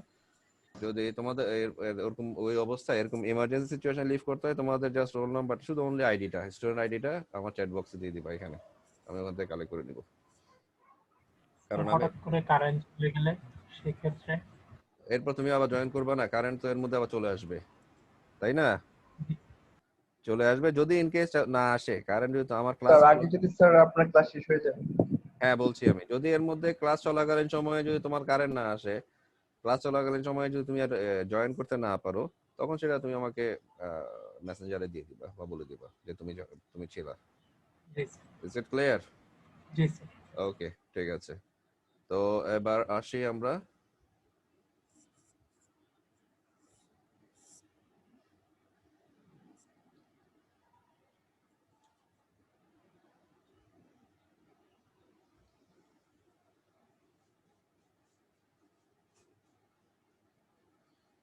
আমাদের এখন যে চ্যাপ্টারটা, সেটা হচ্ছে চ্যাপ্টার নাম্বার 5, সিরিজ সার্কিট। আমাদের মোটামুটি আমাদের যেই চ্যাপ্টার গুলো, তো এই যে chapter series circuit, parallel circuit এবং এই জিনিসগুলো, এবং এরপরে দেখছো তোমরা ক্যাপাসিটর। তো এই অংশগুলো কমপ্লিট করার পরে মোটামুটি আমাদের অলমোস্ট 50 থেকে বেশি আমাদের অলমোস্ট আমরা কোর্সটা কভার করব। এবং আমাদের মানে এই যে চ্যাপ্টার 5, চ্যাপ্টার 6 এবং চ্যাপ্টার 10, এই তিনটা চ্যাপ্টার আমরা যখন কমপ্লিট করি, এবং এখানে প্রচুর টপিক আছে, প্রচুর ম্যাথমেটিক্যাল প্রবলেম আছে, এবং সবচেয়ে ইম্পর্টেন্ট যে জিনিসগুলো মেইনলি আমাদের এই চ্যাপ্টার এই কোর্সে, সেটা হচ্ছে যেমন আমরা ওহমস ল নিয়ে অনেক আমরা পড়ালেখা করছি, এবং ওহমস ল নিয়ে আমাদের খুব ভালো বেসিক ধারণা আছে। এবং এই দুইটা চ্যাপ্টারে সিরিজ সার্কিট, প্যারালাল সার্কিটের আমরা দুইটা আরো ইম্পর্টেন্ট ল নিয়ে আলোচনা করবো। একটা নাম হচ্ছে কেভিএল, কারশফস এর দুইটা ল। একটা হচ্ছে কারশফস ভোল্টেজ ল, কেভিএল, আর একটা হচ্ছে কারশফস কারেন্ট ল, কেসিএল।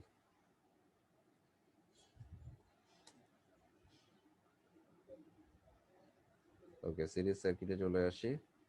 তো সিরিজ সার্কিটটা আসলে সিরিজ সার্কিট যদিও বলা হচ্ছে সিরিজ সার্কিট, এটা মেইনলি রেজিস্ট্যান্সের ক্ষেত্রে সিরিজ সার্কিট। সিরিজ সার্কিটটা মেইনলি রেজিস্ট্যান্সের ক্ষেত্রে এটা বলা হয়। ওকে, সরি।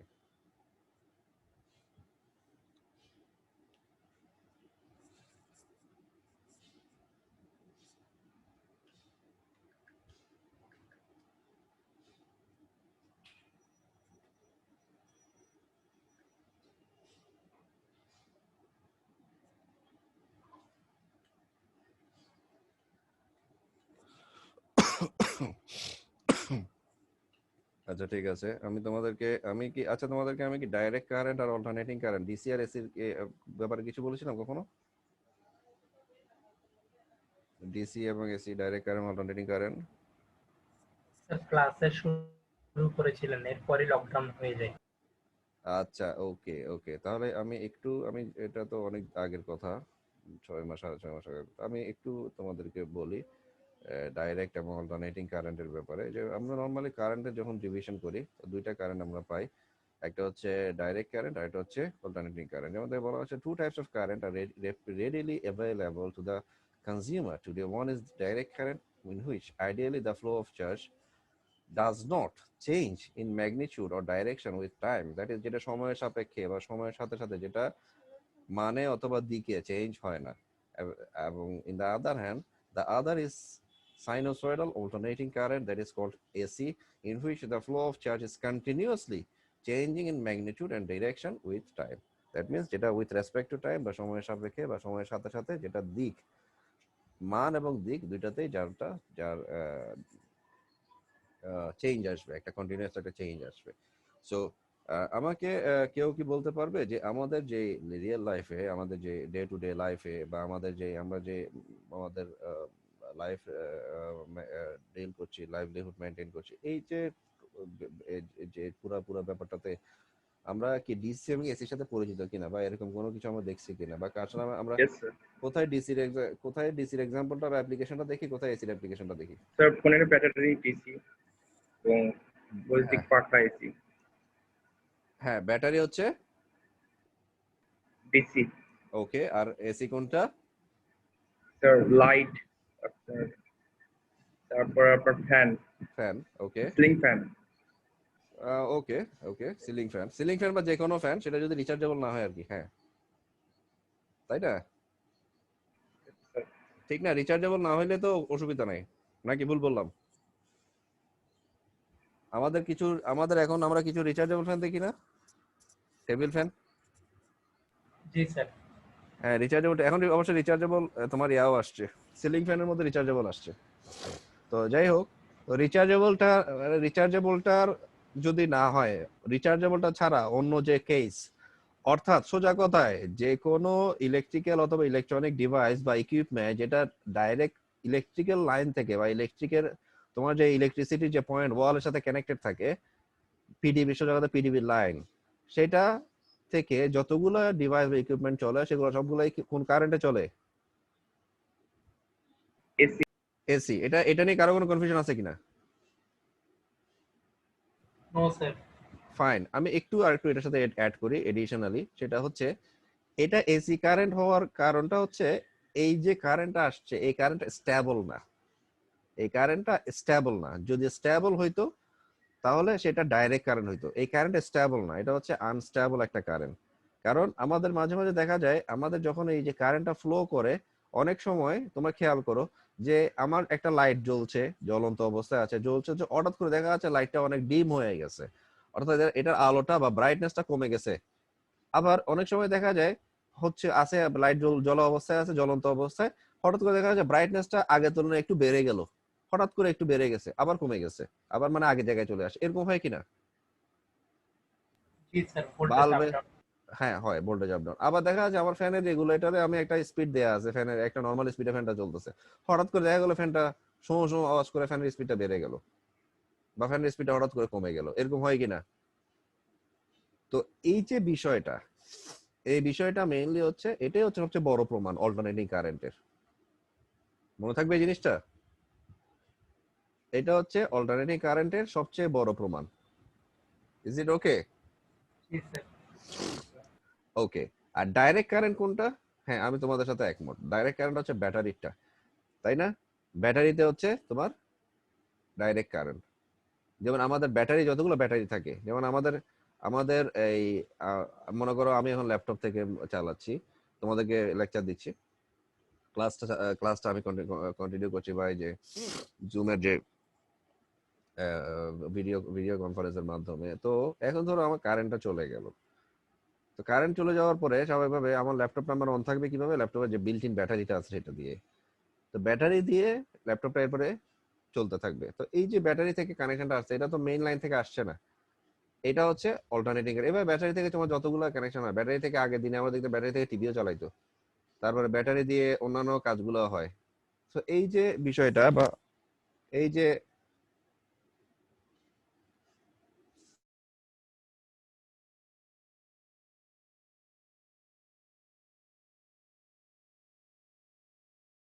তো এই যে বিষয়গুলো, তো এগুলো মেইনলি তোমার ডাইরেক্ট কারেন্টের example.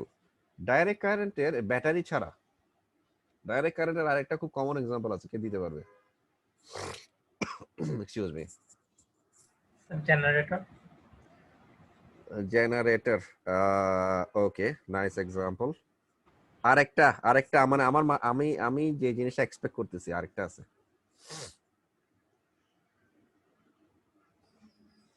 Common, very common. Sir mobile. না, ওইটাও তো ব্যাটারি থেকে চলতেছে, মোবাইলে ব্যাটারি আছে না?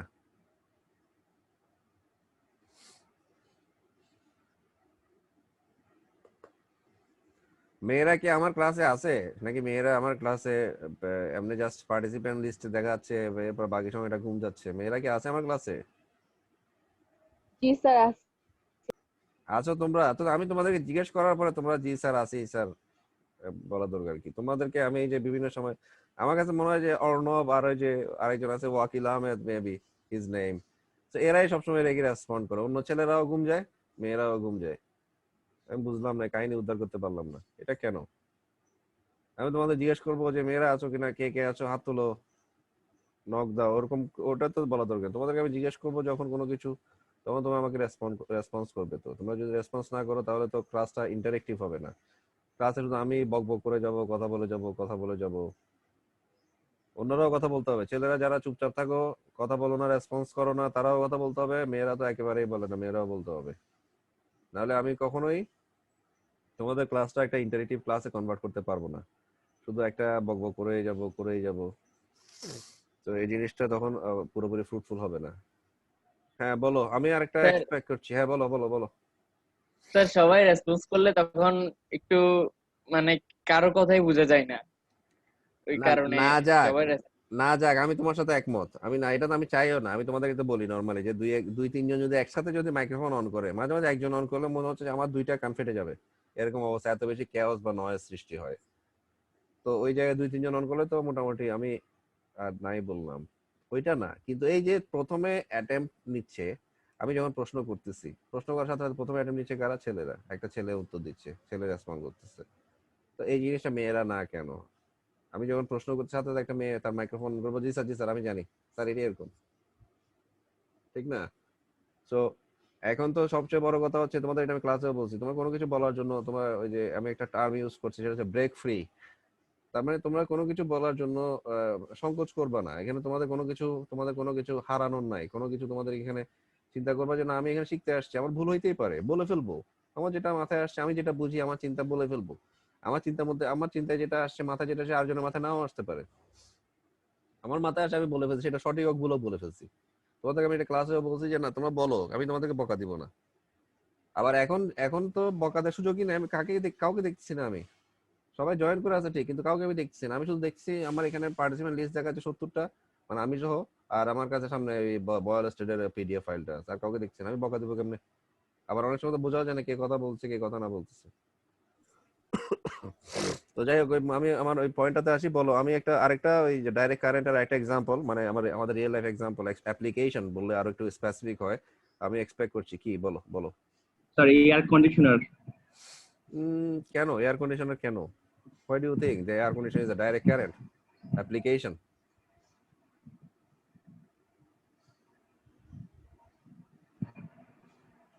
স্যার আপনি ডাইরেক্ট কারেন্ট কথা বলছেন, এসি কথা বলছেন? অল্টারনেটিং কারেন্ট তো বললাম, এটাও তোমরা বুঝো অল্টারনেটিং কারেন্ট আসলে কোনটা মিন করে। আমি ডাইরেক্ট সোলার ফ্যান। ও স্যার, ডাইরেক্ট কারেন্টে তোমাদের অনেকগুলো এক্সাম্পল বললো, ডাইরেক্ট কারেন্টের ব্যাটারির কথা বললো, একজন জেনারেটরের কথা বললো। আমি আরেকটা এক্সাম্পল এক্সপেক্ট করতেছি। Power bank. Sir portable sir ল্যাপটপে রেকর্ডার। যখন এমনি কারেন্ট আসে তখন এসি হয়ে আসে, আর যখন কম্পিউটার ল্যাপটপের ভিতরে বা কম্পিউটারের পিসি না, নট ক্লিয়ার। তখন এটা হ্যাঁ, ওইটা তো বললাম, যদি তোমার সেটা ব্যাটারি থেকে, ল্যাপটপের ব্যাটারি থেকে চলে, তাহলে সেটা অবশ্যই ডিসি হবে। সৌর বিদ্যুৎ স্যার। সৌর বিদ্যুৎ। ওকে ওকে, দ্যাটস অলরাইট। আর কি হতে পারে? Sir refrigerator. রেফ্রিজারেটর, বিশেষ টেম্পারেচারের কারণে ওটা ডাইরেক্ট হয়ে যায় না এখানে। right. That was my expectation. Stabilizer, refrigerator is not the direct current application. Stabilizer টা হচ্ছে direct current application device. বুঝতে পারছি? জি স্যার। এখন তোমরা দেখে থাকবা, এখন কিছু যে আমাদের যে হাই ডেফিনিশন টিভি বা স্মার্ট টিভি আছে, তোমরা জানো অ্যান্ড্রয়েড টিভি আছে। সো এখন কিন্তু তোমার টিভিতে স্টেবিলাইজার আছে, এটা জানো? দেখছো জি কেউ? স্যার। জি। ওকে, তো আমার মূল পয়েন্টটা হচ্ছে স্টেবিলাইজার। স্টেবিলাইজারের কাজটা কি? স্টেবল করা, মানে স্টেবিলাইজ করা। কোন জিনিসটাকে স্টেবিলাইজ করা? ভোল্টেজ। অল্টারনেটিং কারেন্টটাকে স্টেবিলাইজ করা। অল্টারনেটিং কারেন্ট, কারণ তোমরা দেখছো, তোমরা সবাই জানো এটা বিশেষ করে অনেক, আমার তো মনে হয় এখানে যারা আছে তার মধ্যে বেশিরভাগ এই জিনিসটা কানেক্ট করছে। ফ্রিজের সাথে স্টেবিলাইজারের কানেকশন, স্টেবিলাইজারের সাথে মেইন লাইনের কানেকশন, তাই না? তো স্টেবিলাইজারের কানেকশনটা আসে মেইন লাইন থেকে, অর্থাৎ তোমার ওয়াল থেকে। ওয়ালে যে সকেটটা থাকে সেখানে স্টেবিলাইজারটা কানেক্ট থাকে, তাই তো? আর স্টেবিলাইজারের যে সকেটটা থাকে সেখানে ফ্রিজের প্লাগটা তুমি লাগাও, তাই না? তার মানে কি? তার মানে হচ্ছে স্টেবিলাইজারের কাজটা হচ্ছে মেইন লাইন থেকে, মানে তোমার ওয়ালের সকেট থেকে যে কারেন্টটা তুমি পাচ্ছ অল্টারনেটিং কারেন্ট, সেটাকে স্টেবিলাইজ করা। স্টেবিলাইজ করে একটা রেগুলার ফ্লো বা একটা ডাইরেক্ট ফ্লো কোথায় পাঠানো? রেফ্রিজারেটরে বা টিভিতে পাঠানো, তাই তো? জি স্যার। তার মানে স্টেবিলাইজ করা, স্টেবল করা। তার মানে স্টেবিলাইজারের কাজ হচ্ছে কারেন্টটাকে ডাইরেক্ট ফ্লো ক্রিয়েট করা, ডাইরেক্ট কারেন্টটাকে একমুখী করা। কারণ স্টেবিলাইজার এর মেইন কাজটাই হচ্ছে অল্টারনেটিং কারেন্টে ভোল্টেজ বেশি হাই হোক লো হোক, ও একটা ইকুয়াল বা ইউনিফর্ম একটা কারেন্ট, ইউনিফর্ম একটা ভোল্টেজ কার কাছে পাঠাবে? রেফ্রিজারেটর অথবা টিভিতে পাঠাবে। বুঝতে পারছি? ফোনের চার্জারও তো সেম কাজই করে। না না, কেন ফোনের চার্জার সেম কাজ করবে? ফোনের চার্জার তো তুমি তো সকেট থেকে ও কানেকশনটা নিচ্ছে, কারেন্ট চলে গেলে আর কানেকশন পাবে? ও কোথা থেকে আনবে? ইলেকট্রিসিটি না থাকলে ও কোথা থেকে আনবে? স্যার ওয়াইফাই এর রাউটার। না, ওয়াইফাই রাউটার না। ওয়াইফাই রাউটার কেন হবে বলো? ওয়াইফাই রাউটার কেন ডাইরেক্ট কারেন্ট হবে? আর ওইটাও তো কারেন্টে থেকে এসে বাকিটা কাজ করে আর কি স্যার, ওয়াইফাই ডিস্ট্রিবিউশনের কাজ করে। না, ওইটা তো তোমার ডিস্ট্রিবিউশনের কাজ ও করছে। ও ডিভাইসটা থেকে তোমার, এটা তো অন্য টেকনোলজি, এটা তো ওয়াইফাই টেকনোলজি। ওটা তার সে ইলেকট্রিসিটি, ও ইলেকট্রিসিটি তো ইলেকট্রিসিটি তো কি বলা যায়, সার্ভ করতেছে না। ও ওয়াইফাইটা সার্ভ করতেছে, মানে ও ইন্টারনেটটা সার্ভ করতেছে। ও তো ইলেকট্রিসিটি, ওয়্যারলেস ইলেকট্রিসিটি সার্ভ করছে না। বুঝতে পারছি? তো জি ও স্যার বুঝতে পারছি, জি রাউটারটা স্যার ও বুঝতে তো পারছি। রাউটার ইলেকট্রিক্যাল মেইন লাইনের সাথে কানেক্টেড। তো ও ডিভাইস, ও অন্য ডিভাইসগুলোর মতো একটা ডিভাইস, ও জাস্ট হোয়াটএভার যেটা এভাবে বলো, ও লাইন থেকে, ও মেইন লাইন থেকে ও কানেকশনটা পাচ্ছে, ও অল্টারনেটিং কারেন্টটাই পাচ্ছে। কিন্তু ও তো অন্য টেকনোলজি দিয়ে তুমি, ও আমাদেরকে ইন্টারনেটটা দিচ্ছে, সেটা ডিফারেন্ট ইস্যু, সেটা ডিফারেন্ট টেকনোলজি, সেটা ইলেকট্রিক্যাল টেকনোলজি না। বুঝতে পারছি? জি স্যার বুঝতে পারছি। ওকে, দ্যাটস দ্য ফ্যাক্ট। তো এখানে আমি যে তোমাদের মধ্যে বোঝাতে চাচ্ছিলাম, so direct current, alternating current নিয়ে। সো আমি একটু সামনের দিকে একটু মুভ করি, গো থ্রু করি। ওকে, এটা এটা ফিগার, একটা ফিগার তোমরা এখানে দেখতে পাচ্ছ, ফিগার নাম্বার 5.1। আই থিংক এটা তোমাদেরকে এখানে দেখানো কিছু নাই, এই জিনিসটা তোমরা জানো যে স্বাভাবিকভাবে কনভেনশনাল কারেন্ট এবং ইলেকট্রনের যে ফ্লো, সেটা দুইটাই সেম হবে না। কনভেনশনাল কারেন্ট হবে পজিটিভ থেকে নেগেটিভ দিকে, ইলেকট্রনের ফ্লোটা নেগেটিভ থেকে পজিটিভের দিকে। আর এগুলো, এই ইকুয়েশনগুলো তোমরা সবগুলোই জানো। আর ব্যাটারি, এখানে ব্যাটারি মানে এটা পাওয়ার সোর্স বোঝানো হচ্ছে। যেটা যেটা দেখছো এটা হচ্ছে পাওয়ার সোর্স, মানে ভোল্টেজ সোর্স, যেটা ভোল্টে এককটা থাকবে।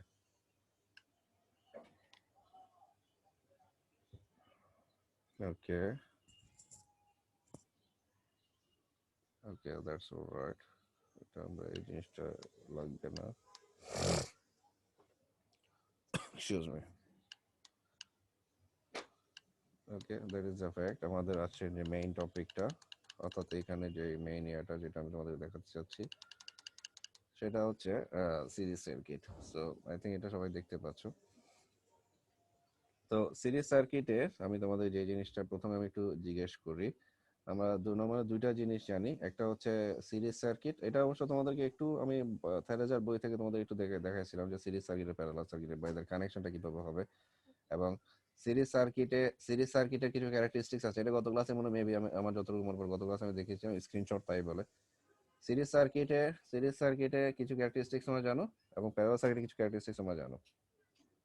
সো সিরিজ সার্কিটে যেটা মেইন ক্যারেক্টারিস্টিক, সিরিজ সার্কিটে যেটা ফ্যাক্ট, সেটা হচ্ছে সিরিজ সার্কিটে এই যে তোমরা যেটা দেখতে পাচ্ছ, এই যে ফিগারটাতে, সিরিজ সার্কিট যে ফিগারটা, এই ফিগার তোমার যে এখানে সিরিজ সার্কিটে তুমি একটা ভোল্টেজ অ্যাপ্লাই করবা, ভোল্টেজ অ্যাপ্লাই করার পরে তোমার পুরো সার্কিটের মধ্যে দেখো কারেন্টটা হচ্ছে সেম, মানে দ্যাট ইজ আই, কারেন্ট হচ্ছে আই। কিন্তু যতগুলো সার্কিট এলিমেন্ট আছে দেখো, R1 R2 R3 ইত্যাদি যদি অনেকগুলো থাকে, আর ওয়ান একটা সার্কিট এলিমেন্ট, এটা দুইটা দুইটা, এই যে এটা একটা টার্মিনাল, এটা একটা টার্মিনাল, R2 এটা একটা টার্মিনাল, এটা একটা টার্মিনাল। অর্থাৎ R1 এর টার্মিনাল হচ্ছে এ আর বি, R2 হচ্ছে বি আর সি।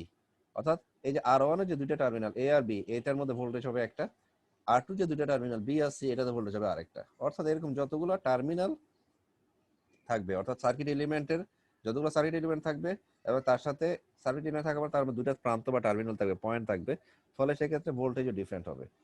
সো এটা এই ফিগার থেকে আমি এটা বোঝানোর চেষ্টা করছি তোমাদের, সিরিজ সার্কিটে কারেন্টটা সেম থাকবে কিন্তু ভোল্টেজটা ডিফারেন্ট হবে।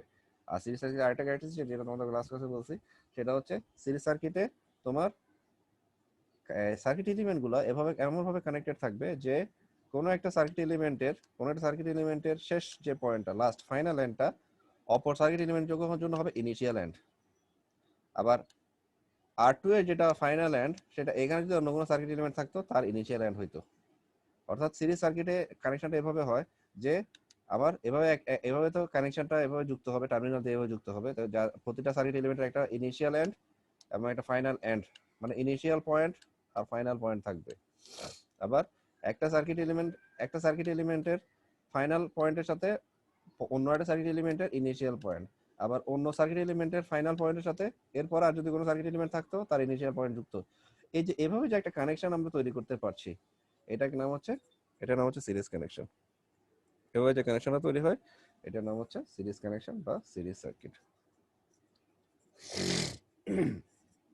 সো আমি একটু বলি ফিগার থেকে, a circuit consists of, যেটা হচ্ছে series circuit, a circuit consists of any number of elements joined at terminal points, providing at least one closed path through which charge can flow। যেটা একটা one closed path এখানে দেখানো হচ্ছে, can flow।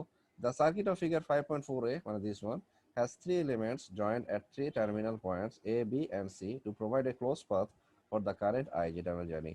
So এখানে দুইটা element series কানেকশনে আছে, এখানে তিনটে এলিমেন্ট মানে একটা এই যে ভোল্টেজ সোর্স বোঝানো হচ্ছে, এখানে তিনটা এলিমেন্টের কথা বলা হচ্ছে। আর ভোল্টেজ সোর্স ইউজুয়ালি আমরা বলবো এখানে দুইটা এলিমেন্ট সিরিজে connected. Two elements are in series if they have only one terminal in common. যেমন এই যেখানে R1 এবং R2 সিরিজ, তার মধ্যে B নামক টার্মিনালটা common, that is one lead of one is connected to only one lead of the other. Number 2 হচ্ছে the common point between the two elements is not connected to another current carrying element. অর্থাৎ এখানে যদি excuse me, এখানে যদি R3 থাকতো, suppose এখানে যদি R3 থাকতো, R3 টা কখনোই B নামক টার্মিনালের সাথে জয়েন হইতে পারতো না। R3 কখনোই B নামক টার্মিনালের সাথে জয়েন হইতে পারতো না। যদি জয়েন হয় তাহলে সেটা সিরিজ সার্কিট হবে না। এটা মনে থাকবে, the common point between the two elements, অর্থাৎ R1 এবং R2 যেটা কমন পয়েন্ট মানে B, সেটা কখনোই অন্য আরেকটা কারেন্ট ক্যারিং এলিমেন্ট মানে R3 যদি বা R4 যদি থাকতো, সেটার সাথে এটা B এর কখনো কোনো কানেকশন হবে না। ওকে, এবার আমরা এরপরে আসি। এরপরে বলা হচ্ছে দেখো, in figure okay R1 R2 ওকে, এটা পুরোটাই লাগবে, পুরোটাই আমরা একটু দেখবো, এরপরে পরের অংশগুলোতে আসবো। In figure 5.4a, the resistors R1 and R2 are in series because they have only one point B in common. The other ends of the resistors are connected elsewhere in the circuit. যেটা আমরা জানি যে বাকি অংশটা এই সার্কিটের অন্য অংশের সাথে যুক্ত। For the same reason, the battery E and resistors R1 are in series. অর্থাৎ ব্যাটারিটা দেখো, যেহেতু আমাদের বলছে যে তিনটা এলিমেন্টের কথা বলা হচ্ছে, তাহলে battery E R R1 A এর মাধ্যমে যুক্ত আছে, terminal A in common, and the resistors R2 and the battery E are in series, terminal C, এখানে তাদের কমন হচ্ছে C. Since all the elements are in series, the network is called a series circuit. Two common, তাহলে তোমরা easily এবং series circuit কাকে বলে লিখতে পারবা উইথ দিস এক্সাম্পল, এই ফিগারটা দিয়ে। তাহলে সিরিজ সার্কিটের সম্বন্ধে পরীক্ষা আসে বা সিরিজ সার্কিট সম্বন্ধে লিখতে বলে অবশ্যই তোমরা লিখতে পারবে, আমার ধারণা, আমি বিশ্বাস করি এটা ইজি টাফ কিছু না।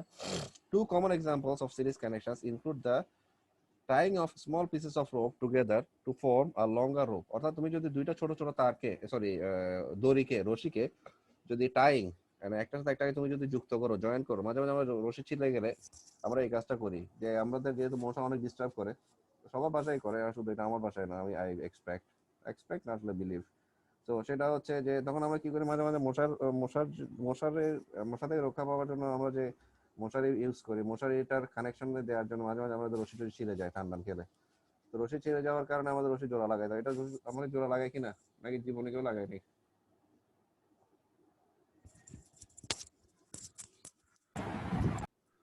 লাগাইছি স্যার। ভেরি গুড, যাক আমি একজনকে অন্তত পাইছি যে এরকম জোড়া লাগাইছে। তো তো যাই হোক, তো এই টাইপের যদি কোনো কাজ করা হয় তখন সেটা আমরা তখন এটা সিরিজ সার্কিট একটা অ্যানালগি বলা হয়। আবার এরকম হতে পারে and the connecting of pipes to get water from one point to another. এরকম আবার দেখো অনেক আমরা হয় এরকম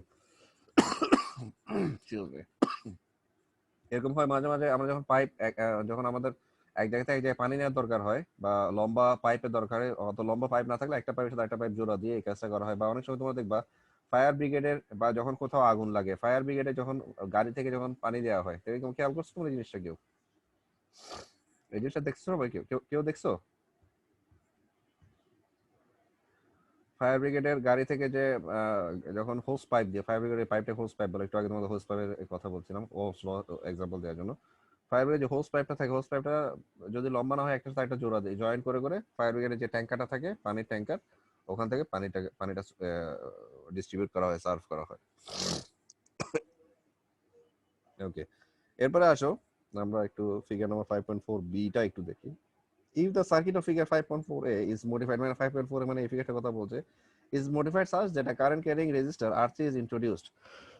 যদি আরেকটা কারেন্ট ক্যারিং রেজিস্টার মানে current carrying element circuit element আছে, সেটা হচ্ছে R3 as shown in figure 5.4b, the resistors R1 and R2 are no longer in series. দেখো এখানে R1 এবং R2 টা সিরিজে থাকবে না, কারণ R1 থেকে R3 হয়ে কারেন্টটা যাচ্ছে, R1 থেকে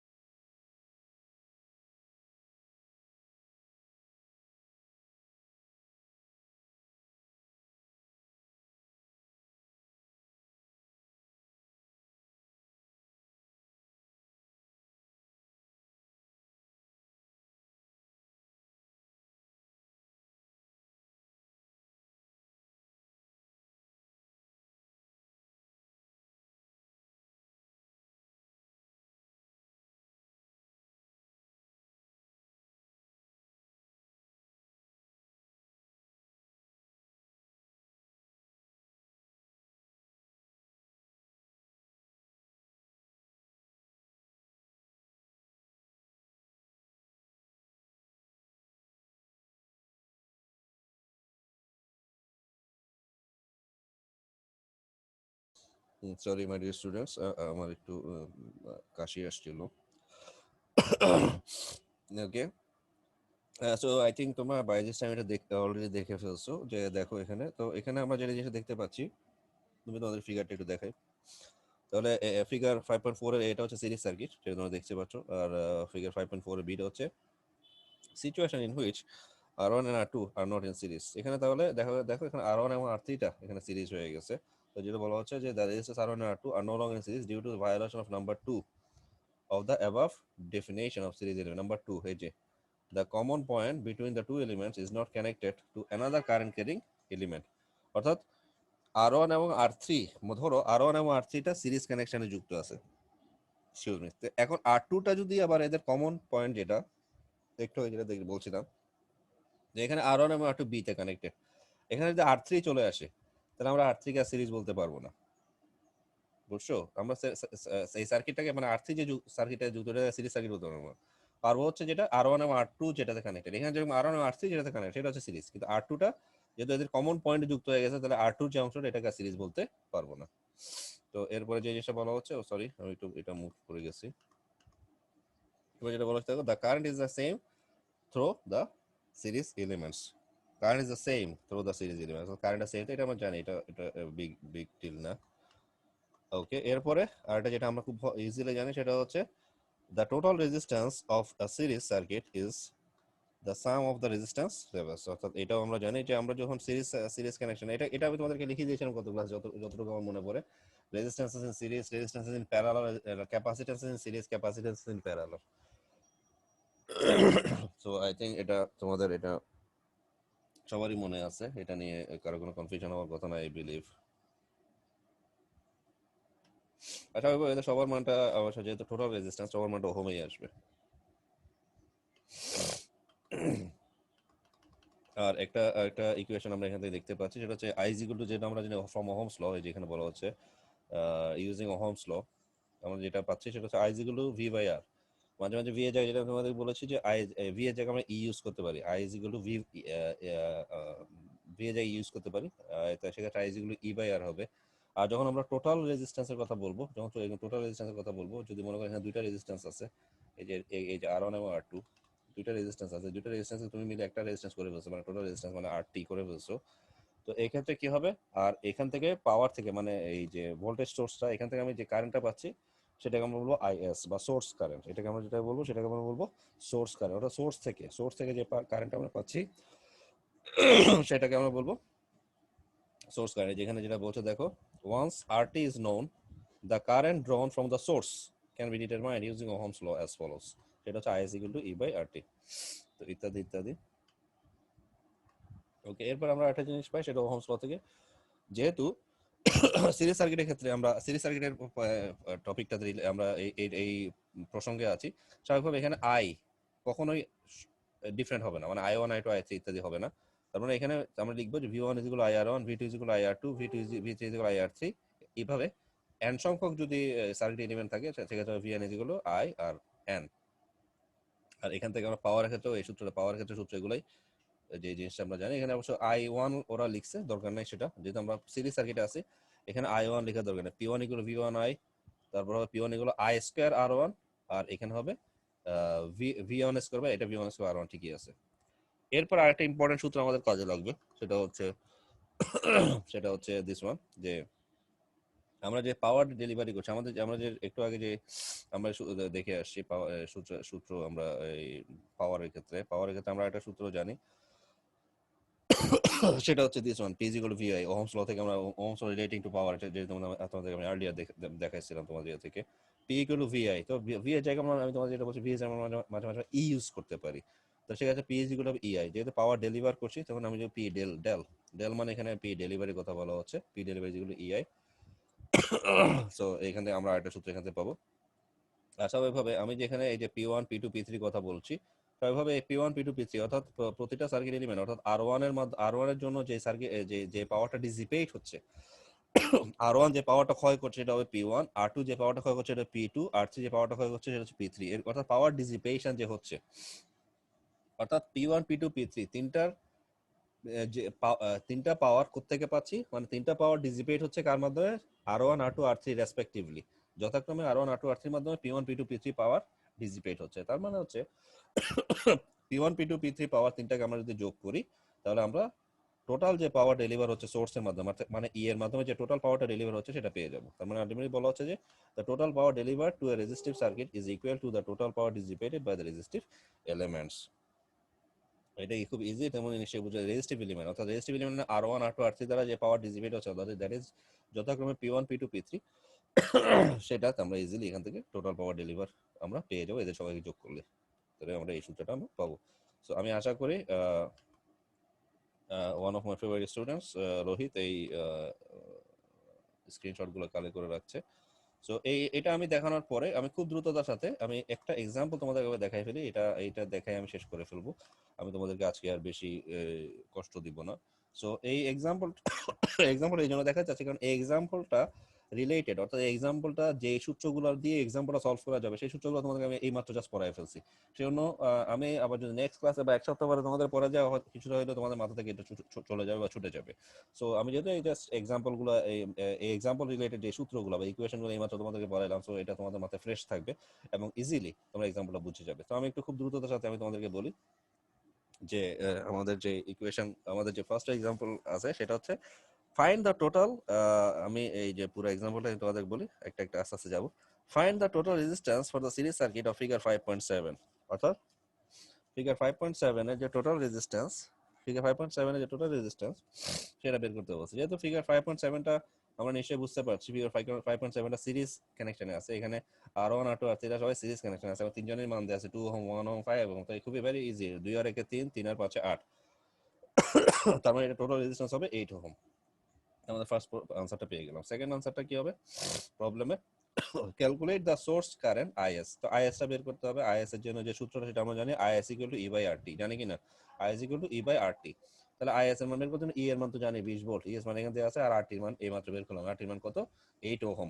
তাহলে IS = E/RT, তাহলে এখান থেকে তাহলে যে জিনিসটা পাবো সেটা হচ্ছে 20 ভোল্ট ডিভাইড বাই 8 ওহম। তাহলে আমরা খুব সহজে এখান থেকে 2.5 এম্পিয়ার IS এর মান যেটা সেটা পেয়ে গেলাম। এক্সকিউজ মি, সরি আমার আজকে একটু গলাটা ডিস্টার্ব করছে, ফলে সেজন্য মাঝে মাঝে তোমাদের ইন্টারাপশন হচ্ছে, I am sorry for that.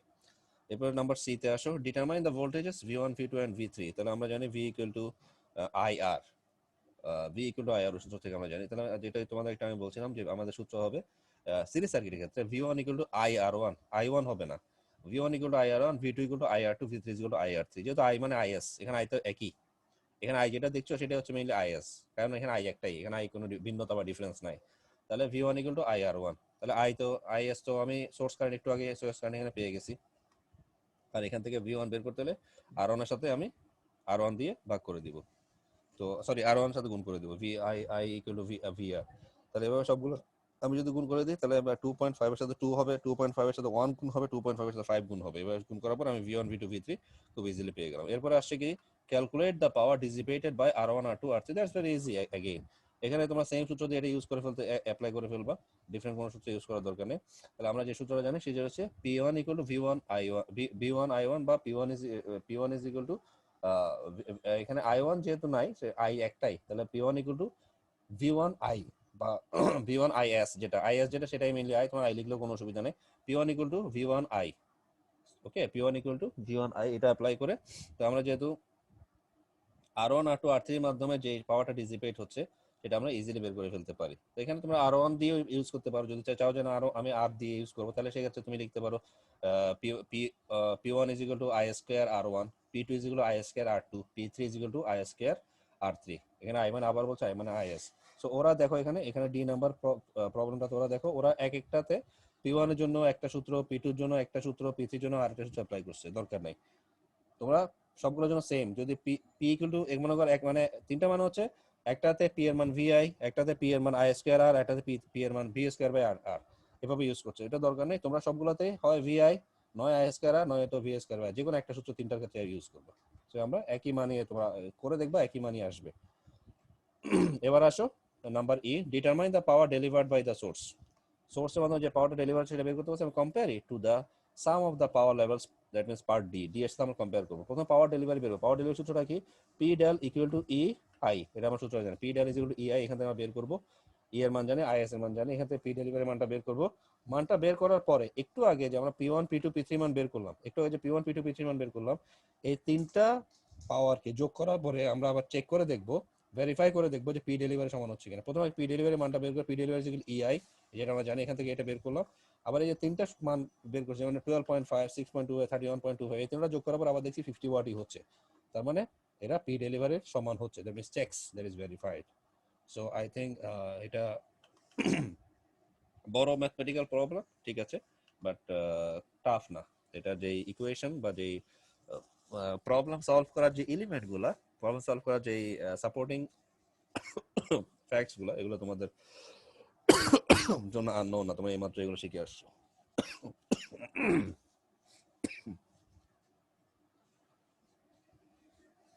So I think আরো কোনো প্রবলেম নাই।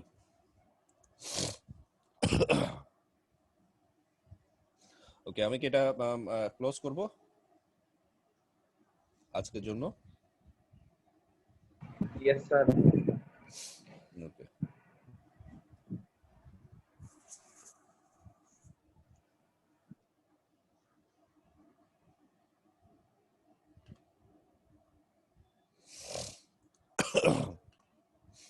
ওকে মাই ডিয়ার স্টুডেন্টস, আমি তোমাদের রোল কল করছি। কয়েকজন স্টুডেন্ট আমি জানি না তারা চলে গেছে কিনা, যদি চলে যায় তাহলে ঠিক আছে। আমি কয়েকজন স্টুডেন্টের চ্যাট বক্সে কয়েকজন স্টুডেন্টের রোল নাম্বার দেখতে পাচ্ছি, আইডি, বাট আমার কাছে মনে হচ্ছে যে তাদের মধ্যে আবার এখনো অলরেডি অনেকে প্রেজেন্ট আছে। সো এটা আমার রিকোয়ারমেন্ট ছিল না। এটা হচ্ছে যারা প্রেজেন্ট থাকতে পারবে না বা যারা এখন আদৌ কোনো কারণে চলে যেতে হবে বা ইমার্জেন্সি কেসে লিভ করতে হবে, তারাই শুধুমাত্র তাদের অ্যাটেন্ডেন্সটা চ্যাট বক্সে দিবে, বাকিরা নয়। আমি তোমাদের সবাইকে চ্যাট বক্সে দিতে বলি নাই, বা এখন অলরেডি 13 বা 14 জন চ্যাট বক্সে তোমাদের অ্যাটেন্ডেন্স দিয়েছো, আমি কিন্তু এটা দিতে বলি নাই। তোমরা যদি এখানে প্রেজেন্টই থাকো তাহলে তোমার অ্যাটেন্ডেন্স আমি তোমার এখান থেকে পেয়ে যাব। স্যার কিন্তু এইভাবে দিচ্ছেন যদি তাতে স্যার কারেন্টটা চলে যায় বা ওয়াইফাই কারেন্ট হয়ে যায়। মানে সেফ সাইডে থাকার জন্য আগে দিয়ে দিছে নাকি? Yes sir, yes. Okay, that's alright, but এটা আমার জন্য কনফিউজিং।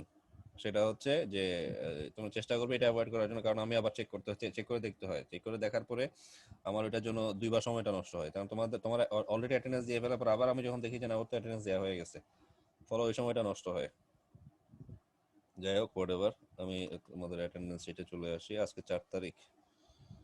ওকে, আজকে 4 তারিখ, টুডে ইজ ওকে। সো আমি প্রথমে 16 সিরিজ, যেটা তোমাদের লাস্ট ক্লাসে আমি বলছিলাম, প্রথমে 16 সিরিজ, তারপর 18 সিরিজ, তারপর 19 সিরিজ, তারপর ফাইনালি 20 সিরিজটা আমি একজন করে কল করব। তো আমি সেই জিনিসটা করছি। তো প্রথমে 16 সিরিজে 63 আছে। 16 সিরিজ 63। জি স্যার, জি স্যার। ওকে,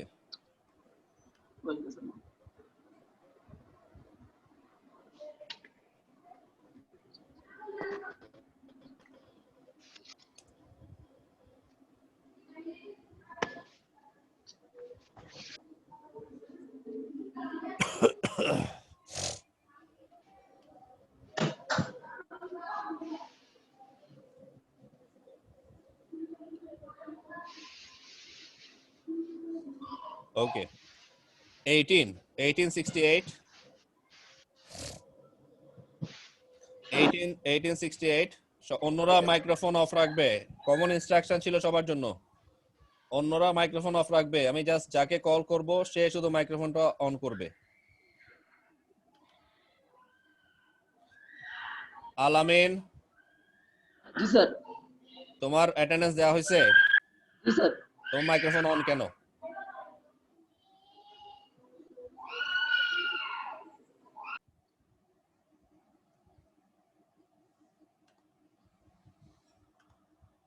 eighteen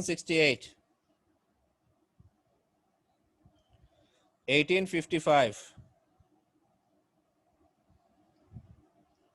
1903, Yes, sir. 1904, Yes, sir. 196, Yes, sir. 197, 197, 1911, Yes, sir. 1915, Yes, sir. 1920, Yes, sir. 1950, Yes, sir. 1953, 1953, 1955, Yes, 1955, sir. 1966, 56, Yes, sir. Yes, sir. 55. 56. Okay, okay. 1962, 1962, 1967, yes sir, আমারটা 1960, চ্যাট বক্সে একবার দেওয়া হয়েছিল। okay, 1969, Yes, sir. 1969, okay, 1972, Yes. Yes, sir. 1973, Yes, sir. okay, 19 done. আমি 20 সিরিজে আসি। 2001, present sir. 2002, Yes, sir. 2003, 2003, 2004, Present. 2005, 2005, 2007, Yes, sir. 2008,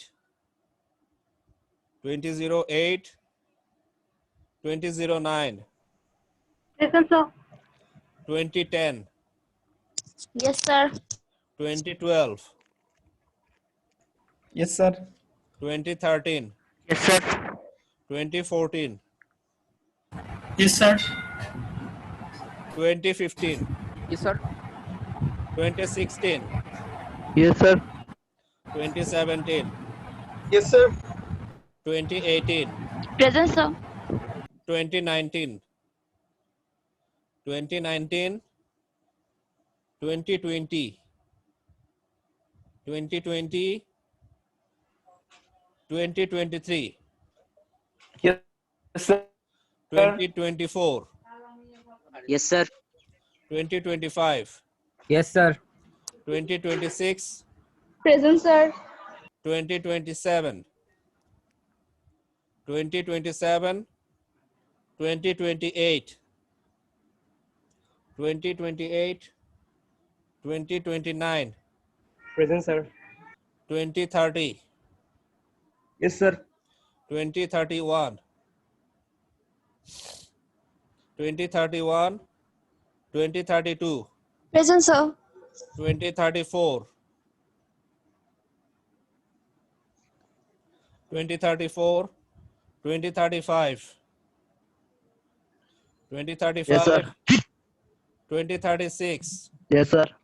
2037, 2037, Yes, sir. 2038, 2038, Yes, sir. Yes, sir. Yes, sir. 2038 আছো? Yes, sir. Okay. 2039, 2039, 2040, 2040, 2041, Yes, sir. 2042, Present, please. 2043, 2043, 2044, 2044, 2045, 2045, 2046, Yes, sir. 2048, Yes, sir. 2049, Yes, sir. 2050, Yes, sir. 2051, 2051, 2052, yes sir. 2052, yes sir. 2053, 2053, 2054, Yes, sir. 2055, 56, Yes, sir. 2057, Yes, sir. 2058, Present, sir. 2059, Yes, sir. 2061, 2061, 2062, Yes, sir. 2063, 2063, 2064, 2064, 2066, Yes, sir. 2067, Yes, sir. 67 আছো? Yes, sir. 2068, 2068, 2069, 2069, 2070, Yes, sir. 2071, Yes, sir. 2072, Yes, sir. 2073, Yes, sir. 2074, 2074, 2075, Present, sir. 2076, Yes, sir. 2077, Present, sir. 2078, Yes, sir. 2079, 2079, 2080, 2080, 2081, Yes, 2081. sir. Yes, sir. Okay.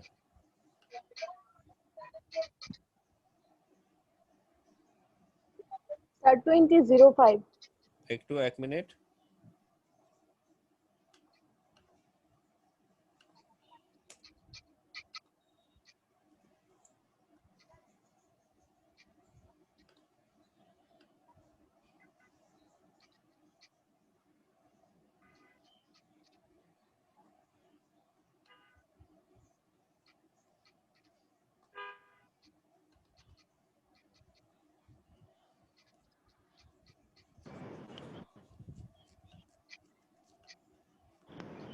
Sir 64 present হয় না।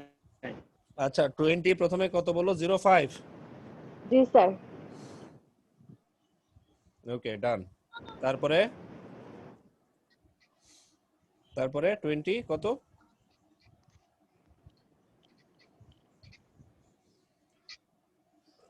আচ্ছা আমি উপর থেকে আসি একটু, আমি রিকল করি। 16 সিরিজে প্রেজেন্ট, 18 সিরিজে কেউ প্রেজেন্ট নাই, ওকে। 19 সিরিজে 07 প্রেজেন্ট আছে 07। বক্স গুলো ওপেন করেন। ওকে চ্যাট বক্স ওপেন করছি।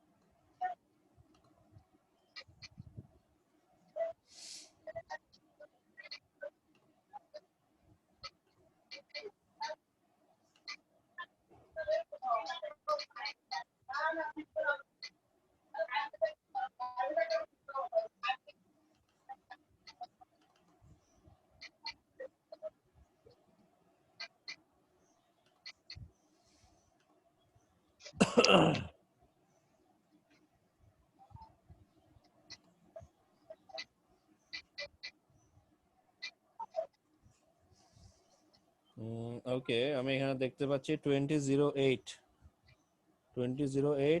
she is present. 2008 2009 2009 অলরেডি দেয়া আছে। 1953 1953 ওকে 2003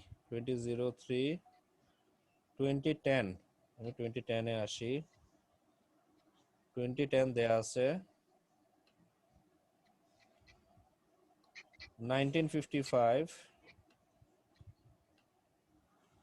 1955 দেয়া আছে 2074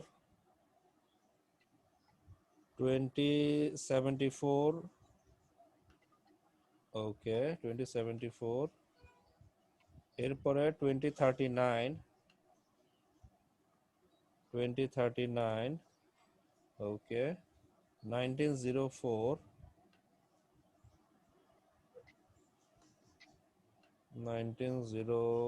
দেয়া আছে 2074 দুইবার দিছে 2074 শাহরিয়াদ হোসেন ও আমি যারা চ্যাট বক্সে দিবে বা দেয়া দরকার তাদেরকে দিতে বলছি একবার দিয়ে ফেলছে অলরেডি দুইবার 2074 2062 1962 সরি 1962 আচ্ছা আমি 20 তে দেখতেছি 1962 ওকে 19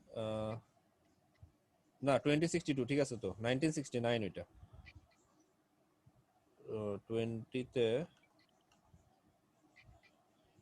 19 হচ্ছে 69 আর 67 69 67 দুইটাই দেয়া আছে 20 হচ্ছে 62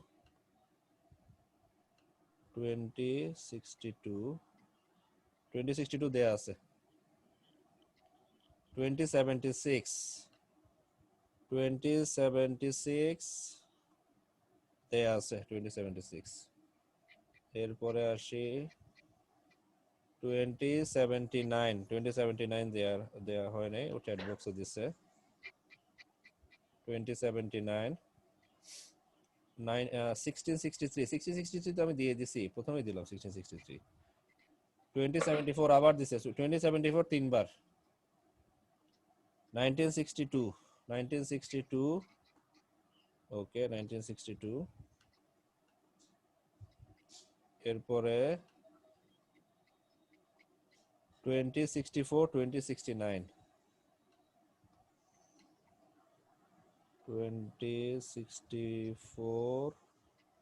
64 দেওয়া হয় নাই 69 ও দেওয়া হয় না ওকে দিয়ে দিলাম স্যার 2043 চ্যাট বক্সে দেওয়া আছে তো স্যার 2043 দেয়া আছে জি স্যার চ্যাট বক্সে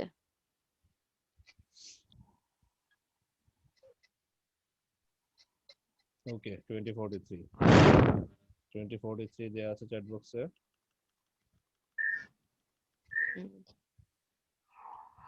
ওকে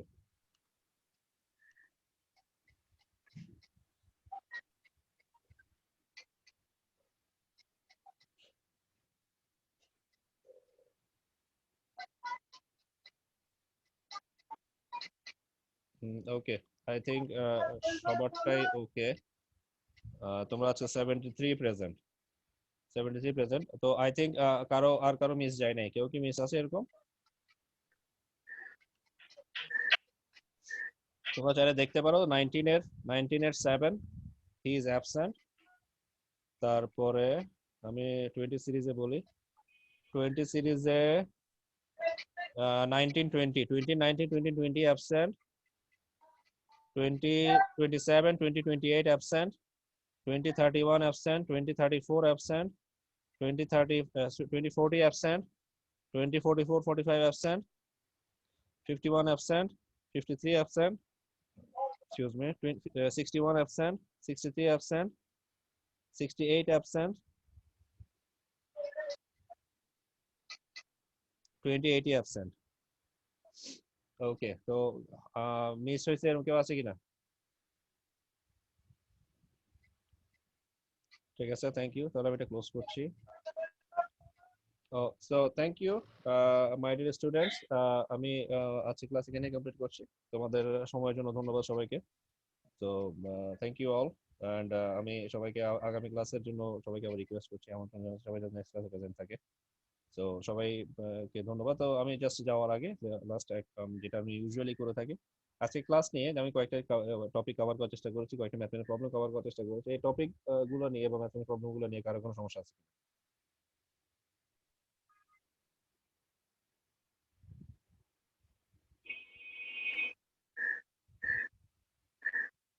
2069 কিছু বলবে? 2069 ওকে, ঠিক আছে। কারো কোনো সমস্যা আছে?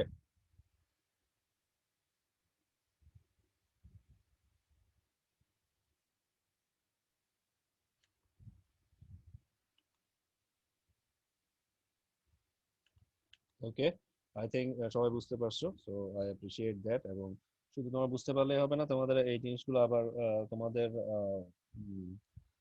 অ্যাপ্রিহেনশনের জন্য, রিয়েলাইজেশনের জন্য এগুলা তোমরা আবার কিপ ইন টাচে থাকতে হবে এবং লেকচারগুলো ফলো করতে হবে।